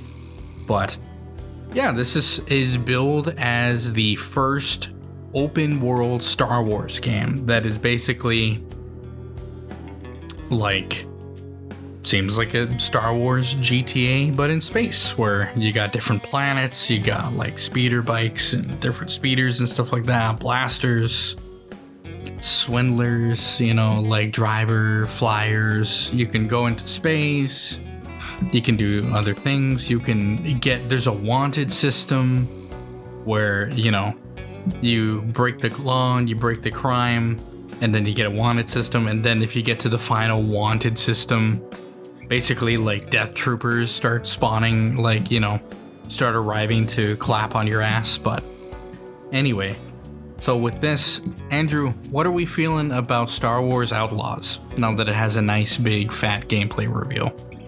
It was good to be able to finally see a proper vertical slice of the game and the interactions you can have with the syndicates, the random kind of encounters, both in space and exploring planets. And we're just being able to play as a proper scoundrel.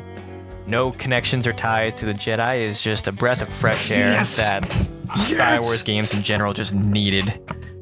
Mm-hmm. Absolutely. Did they? Now they showcased Tatooine and I think one other planet that appeared in one of the movies, but I can't remember which. Do we know how many locations we're going to be able to visit in this one? I think it's like, I think they said like 5 or 6 like big fat ass planets. Most of them new. Most of them new. The only 2 returning ones are Tatooine and Canto Bight, which is supposed to be like the casino planet from The Last Jedi. Yes. So, but apart from that, it's supposed to be like all new planets and stuff like that. Nice. Like I think one of them's like in the Akiva system. It might be Akiva itself. I don't remember, but all seemingly new planets. So, yeah. Did this vertical slice please? Delight and please? Yes, it did. Just being able to having full or seemingly close to full traversal in space, and then freedom to go wherever you want on the ground. That alone just elevates kind of like the scope. And having 5 or 6 fully fleshed out planets, that's more than enough Star Wars to get lost in. So yeah, this is I think this is going to be one for the ages in terms of Star Wars games. Interesting. Waves, what are we thinking about Star Wars Outlaws? I'm interested in it. It looks good. I'll probably play it. I would be a lot more interested if it had a custom character, but you know, I'll take what I can get. Yeah. Reminder that Venezuela slander on this in this podcast, in this server, in this planet in general is strictly illegal. So no, there's no slander. It's just I don't know. I struggle to get into an RPG where I can't just self-insert. Yeah. No, that's fair enough. I think it's less of an RPG, but it's more of a open world game, like a GTA-ish kind of game. But yeah, and even on GTA now, you can, you know, with GTA Online, you basically get the game, but making this shit stinks. That's just me being snooty. GTA Online stinks. It was okay. Yeah. It used to be pretty fun. Fellas, I'm gonna be real. This could be the sleeper hit for this year.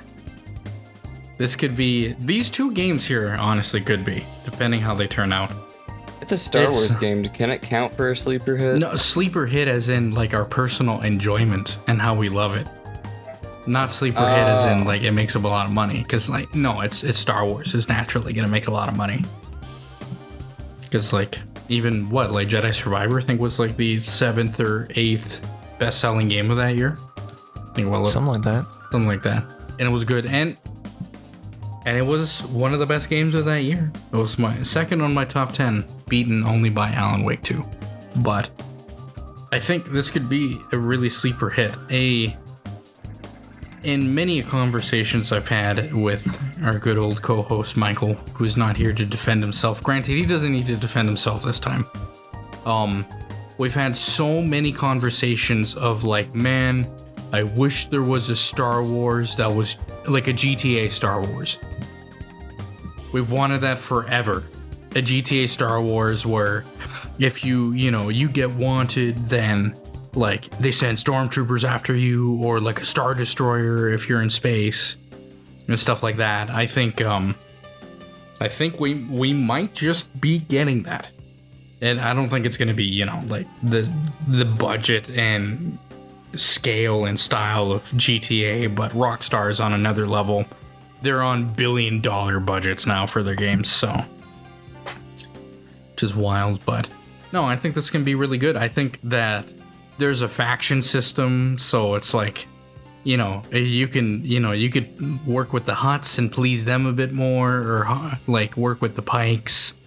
Or Hutts, Pikes, I think Crimson Dawn is supposed to make an appearance, and then the Empire. Yeah, the Empire, and then there's some other one, but I think that's mostly like the villain faction in this game.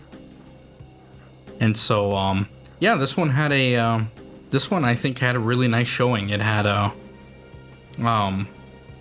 think it's going to be a really good game. So this one's coming up really, really soon. It's coming out like in mid-August or something like that. So I'm looking forward to this one, and it'll be like the first Ubisoft game I buy in like a long time. So, which is interesting. So we'll see how that goes. But you fellas got anything more to say about Star Wars Outlaws? No, I think I'm good. No, Andrew? Just that it was the primo showing on that whole Ubisoft thing. Really the only thing in my opinion, but what else even Assassin's was there? Creed was okay. Assassin's Creed? Yeah, that was okay. You didn't think it was like comically kind of racist that they had like hip hop like music playing over that was a questionable decision. That was a very questionable decision, but Ubisoft isn't exactly known for sensitivity. They're French. They like to think they are, but they're not. I saw that and I laughed so hard, and I'm like, this is kind of awesome. This is kind of awesome. It's just like, yeah, Yasuke, yeah, Black Samurai listens to hip hop. It's awesome. Yeah, naturally. It's awesome, naturally. But absolutely. And Gideon and I, good friend of the server, we were watching this. And we watched like this portion of Star Wars, and I'm like, yep, that's it. See ya. Bye. That was it. That's all we watched of the Ubisoft thing. So nice. But apart from that, Andrew, I think we're good here. Or I think we're good here. We're good here? Yeah. Okay. And here we go to the next one. And our final game that we're going to talk about before we have basically kind of our final thoughts on the whole experience together.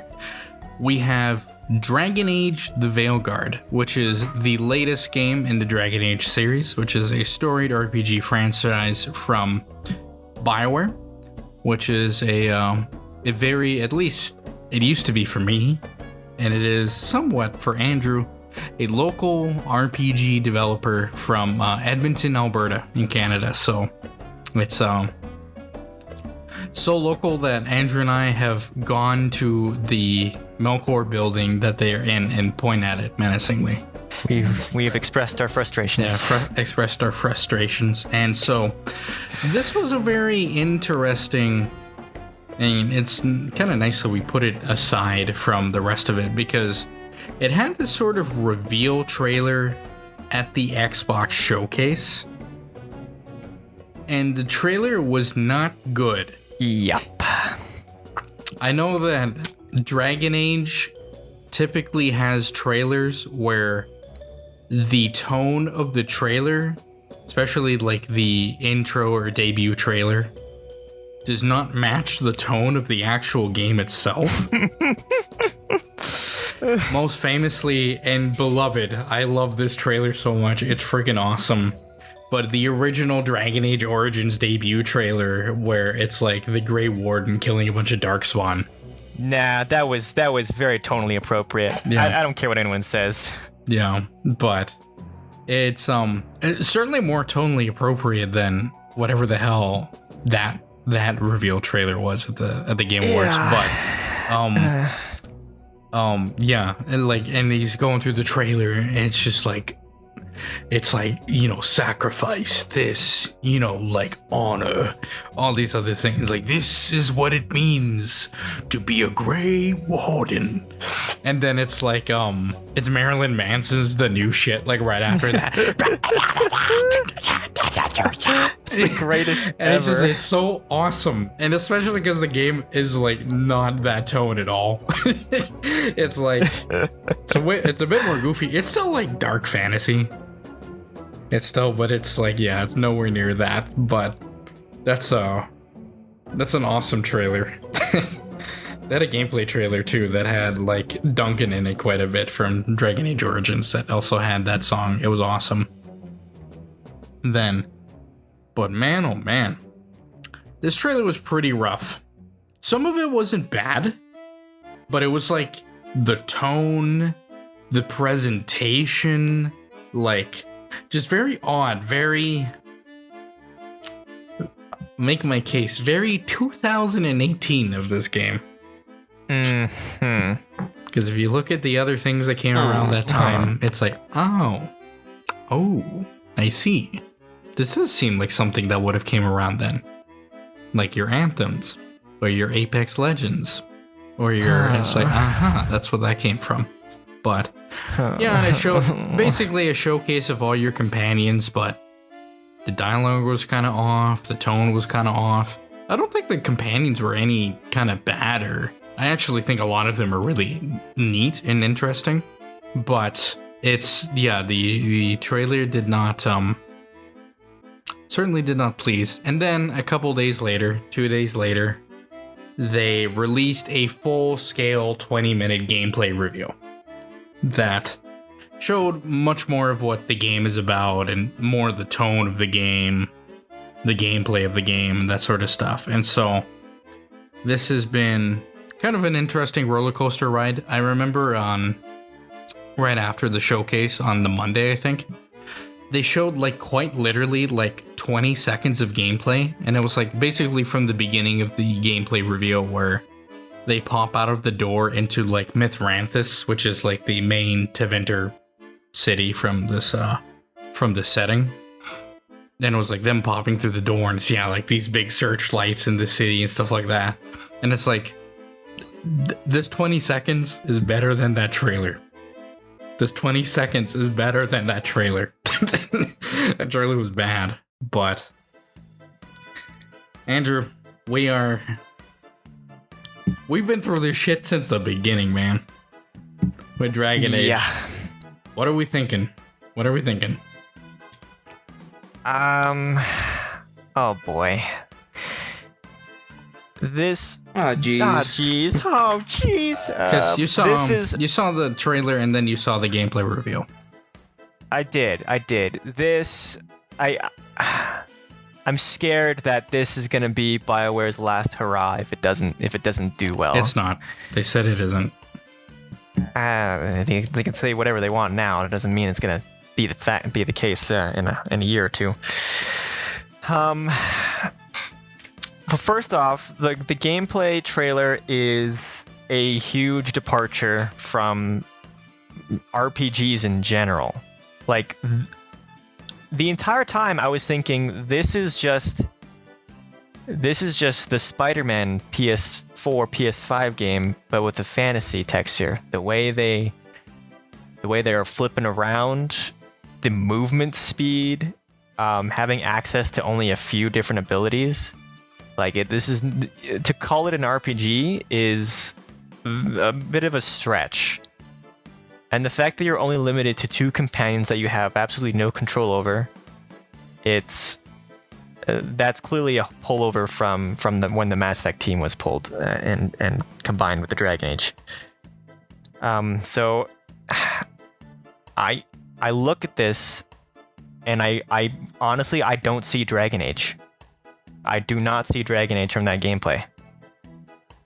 So this is gonna have to pull itself by its writing, because it's just too much. It's just too much of a departure, in my opinion. Interesting. So yeah, I'm really very interesting. I'm very much on the fence on this. Waves, what are we thinking about this? First of all, what's your experience with Dragon Age in general, if you've played them, or even any BioWare game that isn't Knights of the Old Republic? Because we know. I know you're not gonna like to hear this, but I'm really not a big Dragon Age guy. That's fine. That's fine. I don't know. I've never really been able to get into Dragon Age is kind of hit or miss depending who you are, so that's fine. It's not so much a story issue as it is gameplay. It just doesn't really ever hold me. But I still think it's a good game, so I'm excited that it's getting another installment because I think it's been a bit underappreciated. You play Mass Effect? I have never played Mass Effect, and I've seen very little. Really? Yeah, I've never really. It's always been one of those games that's been recommended to me, and I've been like, yeah, I need to get around and play this, but I've just never gotten there. Huh. Interesting. That's one that surprises a lot of people. I don't know. It's just never really crossed my path. We'll leave this discussion for another day. Yeah. Because it is... He's like, your punishment will be determined. It is so friggin' insane. I don't even want to address it. We'll address it later. I don't know anything about the lore. I don't know, barely. And I know who Shepard is. That's about it. I just don't know how you could say you like RPGs and haven't played Mass Effect. That's wild to me. But it's not my character. I have yes, it is. I have autism about that. I swear to God. You can make your own. It's a pre-made character. You can make your own character. You can customize him. You can customize how he looks. You can customize. Tom, my name's you still have to Shepard. say he is right in the regard that Mass Effect is more an RPG in the same vein that Witcher is an RPG. You are playing an established character. You're not playing. Yeah, but you can make someone how from your the ground up. character You make looks yourself. like. You can make the decisions that he make. Yeah, but it's not to the point of V on Cyberpunk where it's just my that's a pretty applicable nickname to anybody. I don't know. I have autism about this. If I can't really self-insert on a character, you're gonna be in jail by the time this podcast is done. This is wild. This is Waves, I tried to save you. Let it be known I tried. No, Andrew, you're gonna get an accessory written here pretty soon. Just for this. This is insane. It is insane because I think the Mass Effect trilogy is some of the best video games ever made. But no one's disputing that. We're just saying it's a different type of RPG. No. You're both lying to me. You're gaslighting me. Nobody is with me on this one. You're all my enemies. Tom, gaslighting would suggest that we're lying. I would never lie to you. You would always lie to me. You would lie to me never. To get away from being in trouble. You would lie to me to get away from being spanked. No. Unless it was some dominatrix lady. But to close this sordid chapter in TomCast history, we will deal with this matter with Waves later. But I can understand. Now, heading back to Andrew and I, so I don't have to think about Waves and not get mad. I'm going to be, as I've said before, I'm not going to accuse you of being a slave to darkness like I do Waves. But I am going to challenge a few of your points in there. Sure. One, gameplay-wise, this is me perspective. I'm just going to be real and not really a challenge. Sure. But me perspective, I really don't care about the gameplay. Each gameplay in every Dragon Age is so completely different that I really just don't care.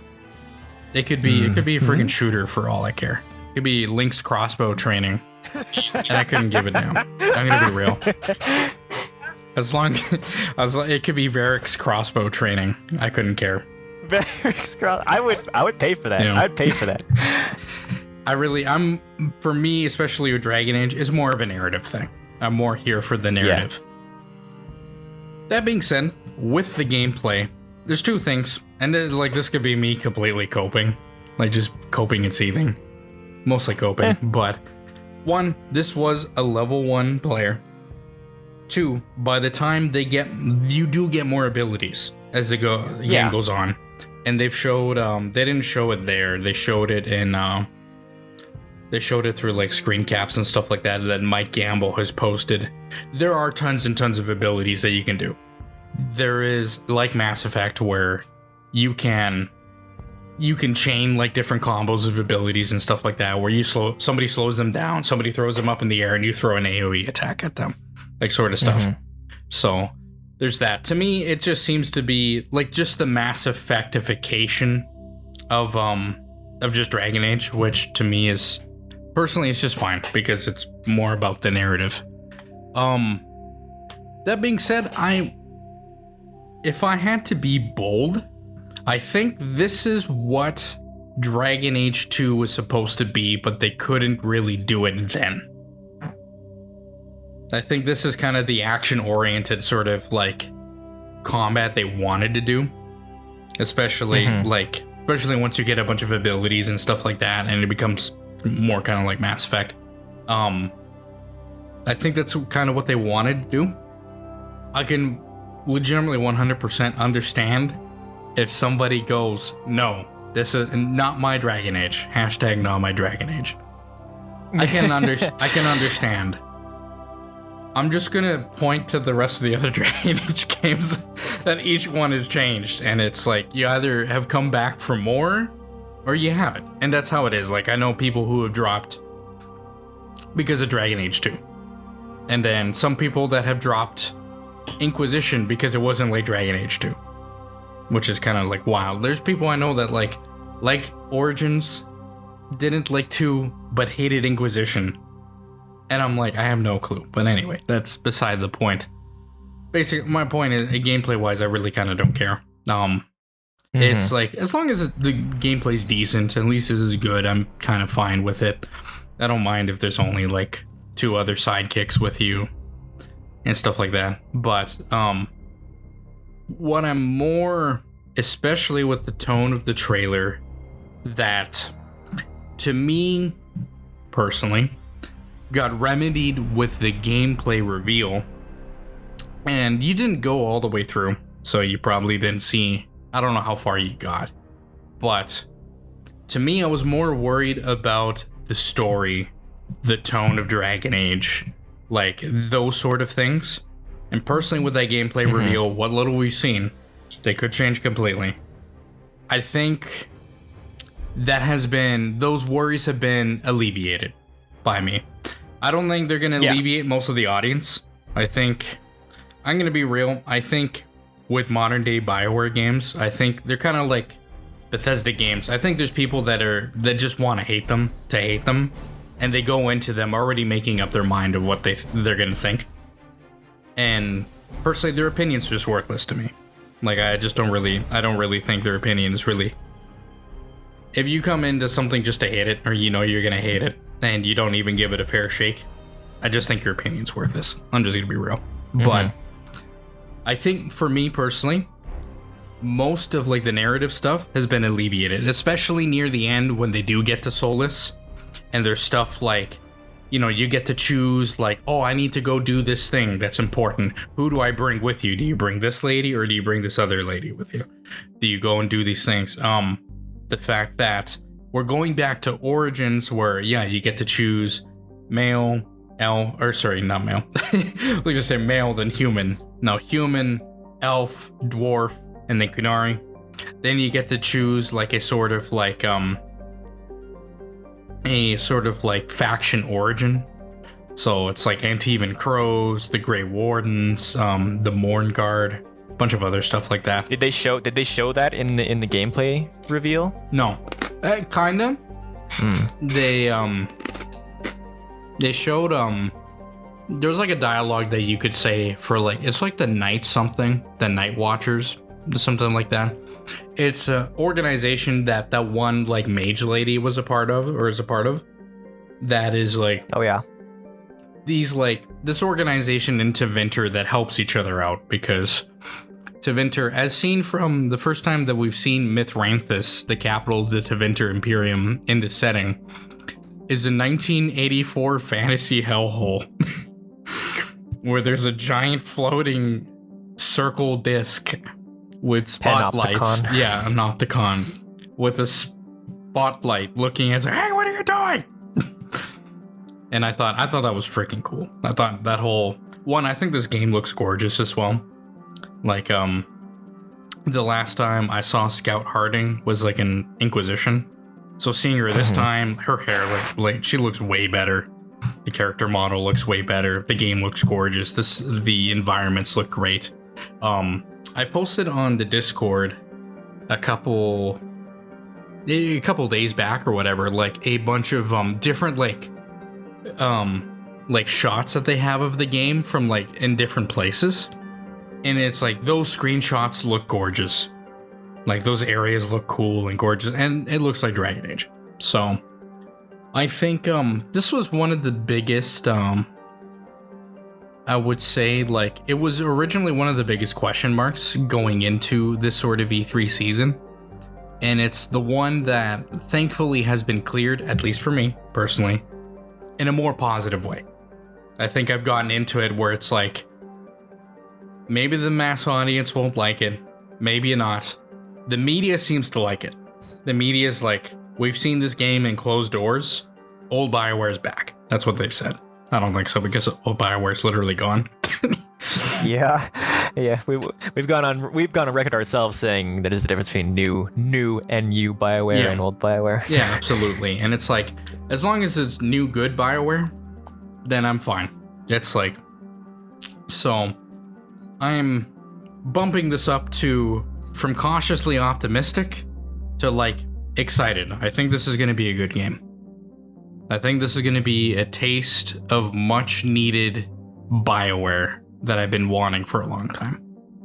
I don't think it's going to be like Mass Effect 1, 2, or 3 or Dragon Age Origins. Those days are long gone. It's not going to be like Knights of the Old Republic. Those days are long gone. Yeah, I'm optimistic. I think this game is going to be great. Whether it does well or not, or whatever the fan base does, I do think that they're gonna do the next Mass Effect, and then if that bombs, then I do think BioWare's done. Personally, yeah, that's personally my opinion, but I don't know. So, yeah, that's I don't know. That's what I think of Dragon Age: The Veilguard. So we'll see how it goes, but I'm optimistic. Andrew, you're still pretty worried, I guess. But I'm not as worried as I was when I saw the original reveal, but I'm still wary. Yeah, no, that's fair enough.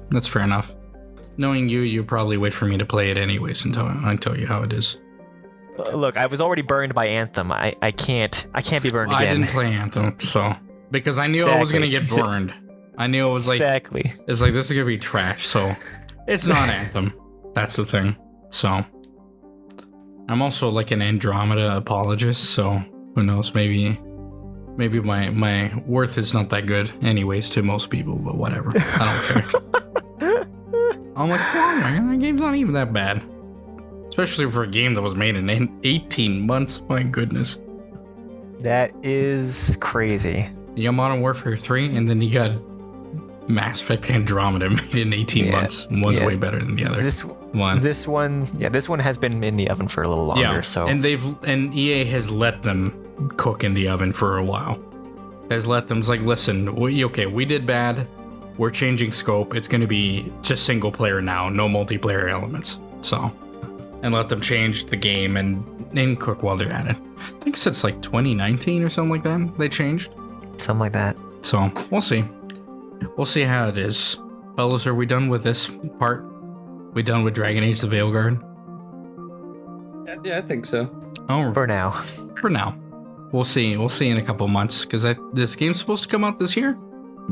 So, I think it's supposed to be like a November or something release, if I had to take a guess, but who knows. Anyways. There we go, fellas. It wasn't that much shorter. It's still 4 hours long, but we shaved off an hour. We shaved off an hour, so much so that I can make this one video. And screw the haters. I don't care. It's gonna be long. Well, screw the haters. It's shame on you, or fool on you, or whatever that phrase is. You listened to it all the way to the end for me to give you a wag of the finger, but that's right. What did we think about the Not-E3 season of 2024 in general? What are we fellas thinking? Positive. Yeah. I'm thinking it was mostly okay, but Xbox saved the day once again. Yeah, Xbox definitely took the cake in that regard. Xbox is bringing that old school E3 energy, especially with this showcase where it's like, oh, big reveals, massive reveals, cool stuff all the time. No cringe moments, sadly, but we'll see. So with that, fellas, I'm going to posit a question. Hopefully that we've had all this time to think about it. Maybe you've picked of one. I'm going to ask you on the spot, so you might not know of. What is everybody's game of the show or game of the season? What's the most interesting game out of all of this for you guys? So, Andrew, you got one? Or it's got. I mean, okay, go Waves. It's got to be Black Ops 6 for me. I've got to, you know. Hey, let him talk. Let him talk. Don't be mean. We're all friends here. I just like.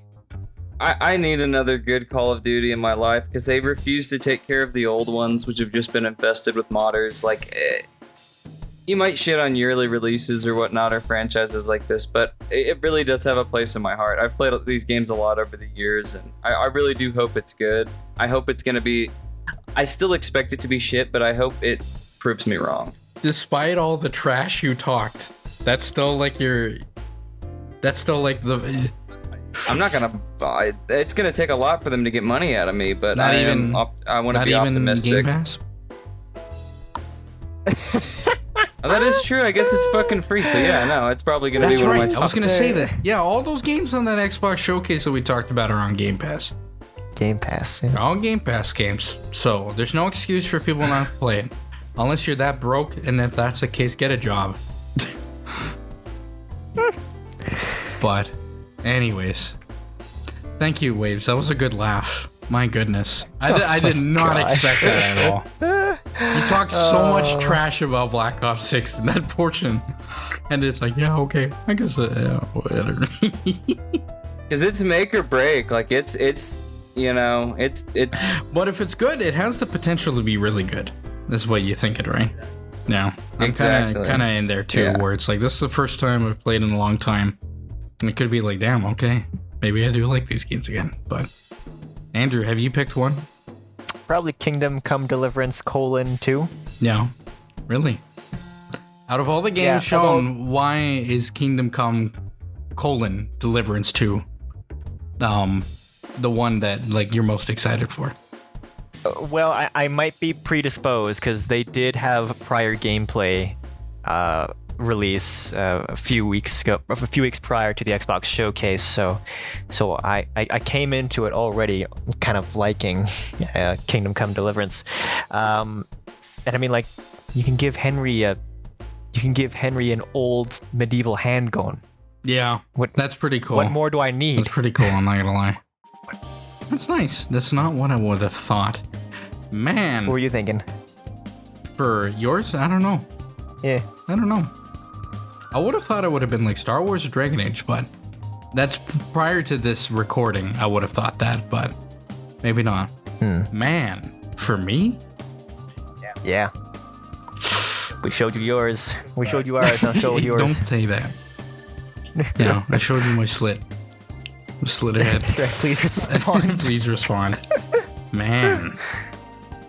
This is really kind of... I had one in my head, but the more that I'm thinking about it, it's kind of like a three-way split. But I gotta choose one. Ooh.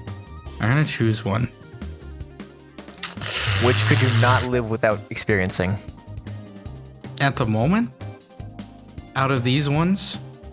Yep. That would be Dragon Age. All right, Dragon Age. Yeah, I'm gonna put that. This Dragon Age is gonna be my game of the show. That's the one that I came in, had the biggest roller coaster with. Came in, oh god, what the hell is this? So like, oh, holy shit. Okay, I'm sold. I think this is gonna be good. The other two, honorable mention, second one for me. But after that would have been like Star Wars Outlaws, but really after thinking about it, because the two ones that I'm thinking in my head that were like Star Wars Outlaws, I went into this one knowing it's like I'm probably gonna like this one. I didn't need convincing on that one. So after that, if there was no Dragon Age, my game of the show, straight up, it would have probably been Expedition 33. Oh, that's a good choice. I like that. That was such a genuine, like, I've never had such a 180 turn of opinion on a game. And be so drastic. Like, within the same trailer of like, oh yeah, it's kind of neat, whatever. Oh, it's just, another Souls game. Oh, prevent the cycle, whatever. And then, like, the gameplay shows out, and it's like a turn-based RPG, almost like JRPG. And I was like, what? You're Vince McMahon just going crazy. Yeah, it was Vince McMahon going crazy. So I think it's like, apart from Dragon Age, if that didn't exist, it would be Expeditions 33. That was like the biggest surprise and delight of this E3 season so far. In general, yeah, I think Xbox, they knocked it out of the park with a showcase. I think it's the best one. Most of these games showing up on Game Pass is also an astounding deal that is like just crazy. So, but yeah, apart from that, was there any game that was the stinker of the show? We didn't really like talk about any because we didn't talk about games we didn't want to talk about. You know what? There was that one, I think it was during the Summer Games Fest, that had the one game showcase that had like the really heart-pumping action anime intro, and then it was just this really slow-going RTS that they were advertising. I think, okay, like you were talking about, made by probably made by a company out in China. Heart-pumping thing? Was it like Zenless Zone Zero or something like that? Like one of those MiHoYoverse games? I don't know. No, it was not MiHoYoverse. It was no, it was an RTS. Oh, but it had this extremely well animated anime intro. That StarCraft ripoff one. Yeah, the StarCraft ripoff. Man, that's a stinker. That's a real stinker, man. Good call. I think that might be it. I think, like, apart from, like, listen, to give the benefit of the doubt, all this Chinese trash and this Korean probably better than Chinese trash. This is like, if you order something from Temu, shame on you, but you know what you're getting. In that regard, this is like a Western game. That, like, StarCraft one, that's from Vancouver. Is it really? Yeah, it's like from Vancouver, I'm pretty sure. I gotta retract my statement. Or Seattle or something like that. Yeah, you gotta apologize. I swear I'm not racist. I'm sorry, China. Yeah. I'm sorry. Yeah. Was not familiar with your game. You gotta apologize, like John Cena to the China people's. I'm sorry, Shang Cena. Yeah. Don't watch it. Man, that was a stinker. I remember it's like, wow, this is so cool. This is kind of neat little trailer. Yeah, animated and that. And then it's like, what is it? StarCraft. I'm like, oh my god. This is disgusting. Yeah. Waves, was there any stinkers? Any stinkers that you thought of? I mean, I guess Civ. I just don't trust him. Don't trust him. I just don't. don't. That's fair enough. That's fair enough. Man, for stinker, I'm gonna go with Andrew on that one. That, like, Blaze Tech or something like that. I don't know. I don't remember. That's a stinker, man. That's like, holy hell. I don't remember. When you make something worse than Chinese trash, shame on you. But also, well done, Vancouver. You're worse than China. Yeah. You're worse than China. Take a hike. Anyways, gang, that was the Not-E3 2024 special. I hope everybody who listened and got this far, sucks to be you because you listened to this trash for 4 hours. Yeah. But in that case, I hope you enjoyed it. Regardless, I hope you enjoyed watching us list off a bunch of different games and what we had to think of. I hope if you were following the Not-E3 season 2024, I hope there was something that caught your eye and it makes you hopeful for the future games because for all the haters out there that say there's anything good that ever comes out, you need to shut your mouth. You need to WWE SmackDown shut your mouth because there's always good stuff. And if there wasn't good stuff, then it'd only be like a top 9. games of 2020, whatever. So, we'll see. Always something. We'll see. Any surprising games that you thought were supposed to show up? You know what was you know what's a surprise that didn't show up, but I thought was gonna show up? What's that? I thought we were gonna get a Persona 6 announcement. Oh yeah. I think not. I think we're waiting for Metaphor ReFantasio to go, and then after that they're gonna be like, so that game's coming out this year. Then maybe the Game Awards this year. That'd be wild. But looking forward to that. Anyways, gang, any closing thoughts? Any closing remarks? No, it's been fun to riff, wax poetic about the stuff that we're excited for. Yeah. Yeah. It's got me a bit more optimistic. I do think, I'm not going to sit here and say, oh, everything's terrible always, but I think we've been in a rut You're a for a slave long to time. darkness.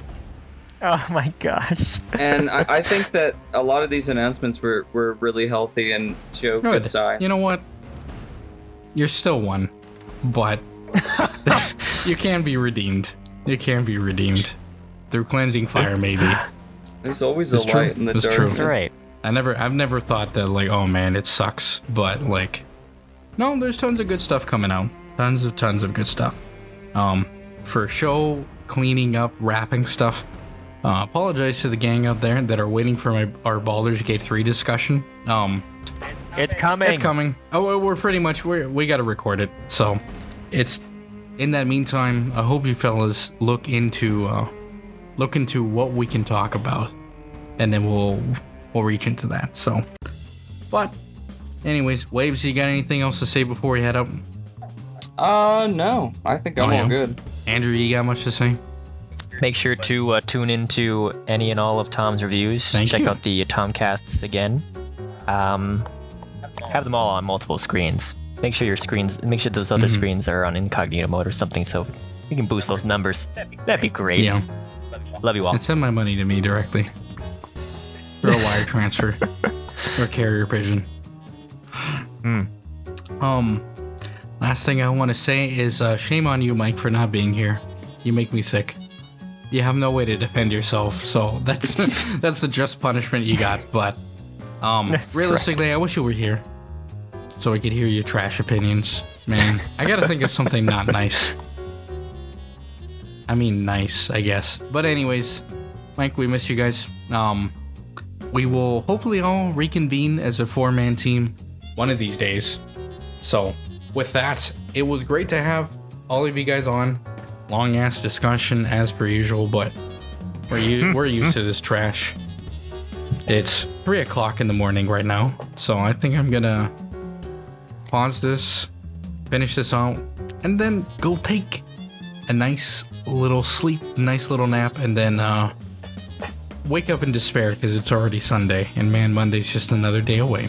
But anyways, but that's just how it's how it goes. It's just how it goes. But I get to wake up in another day in Italy, and all my haters live in Canada. Probably. I don't know.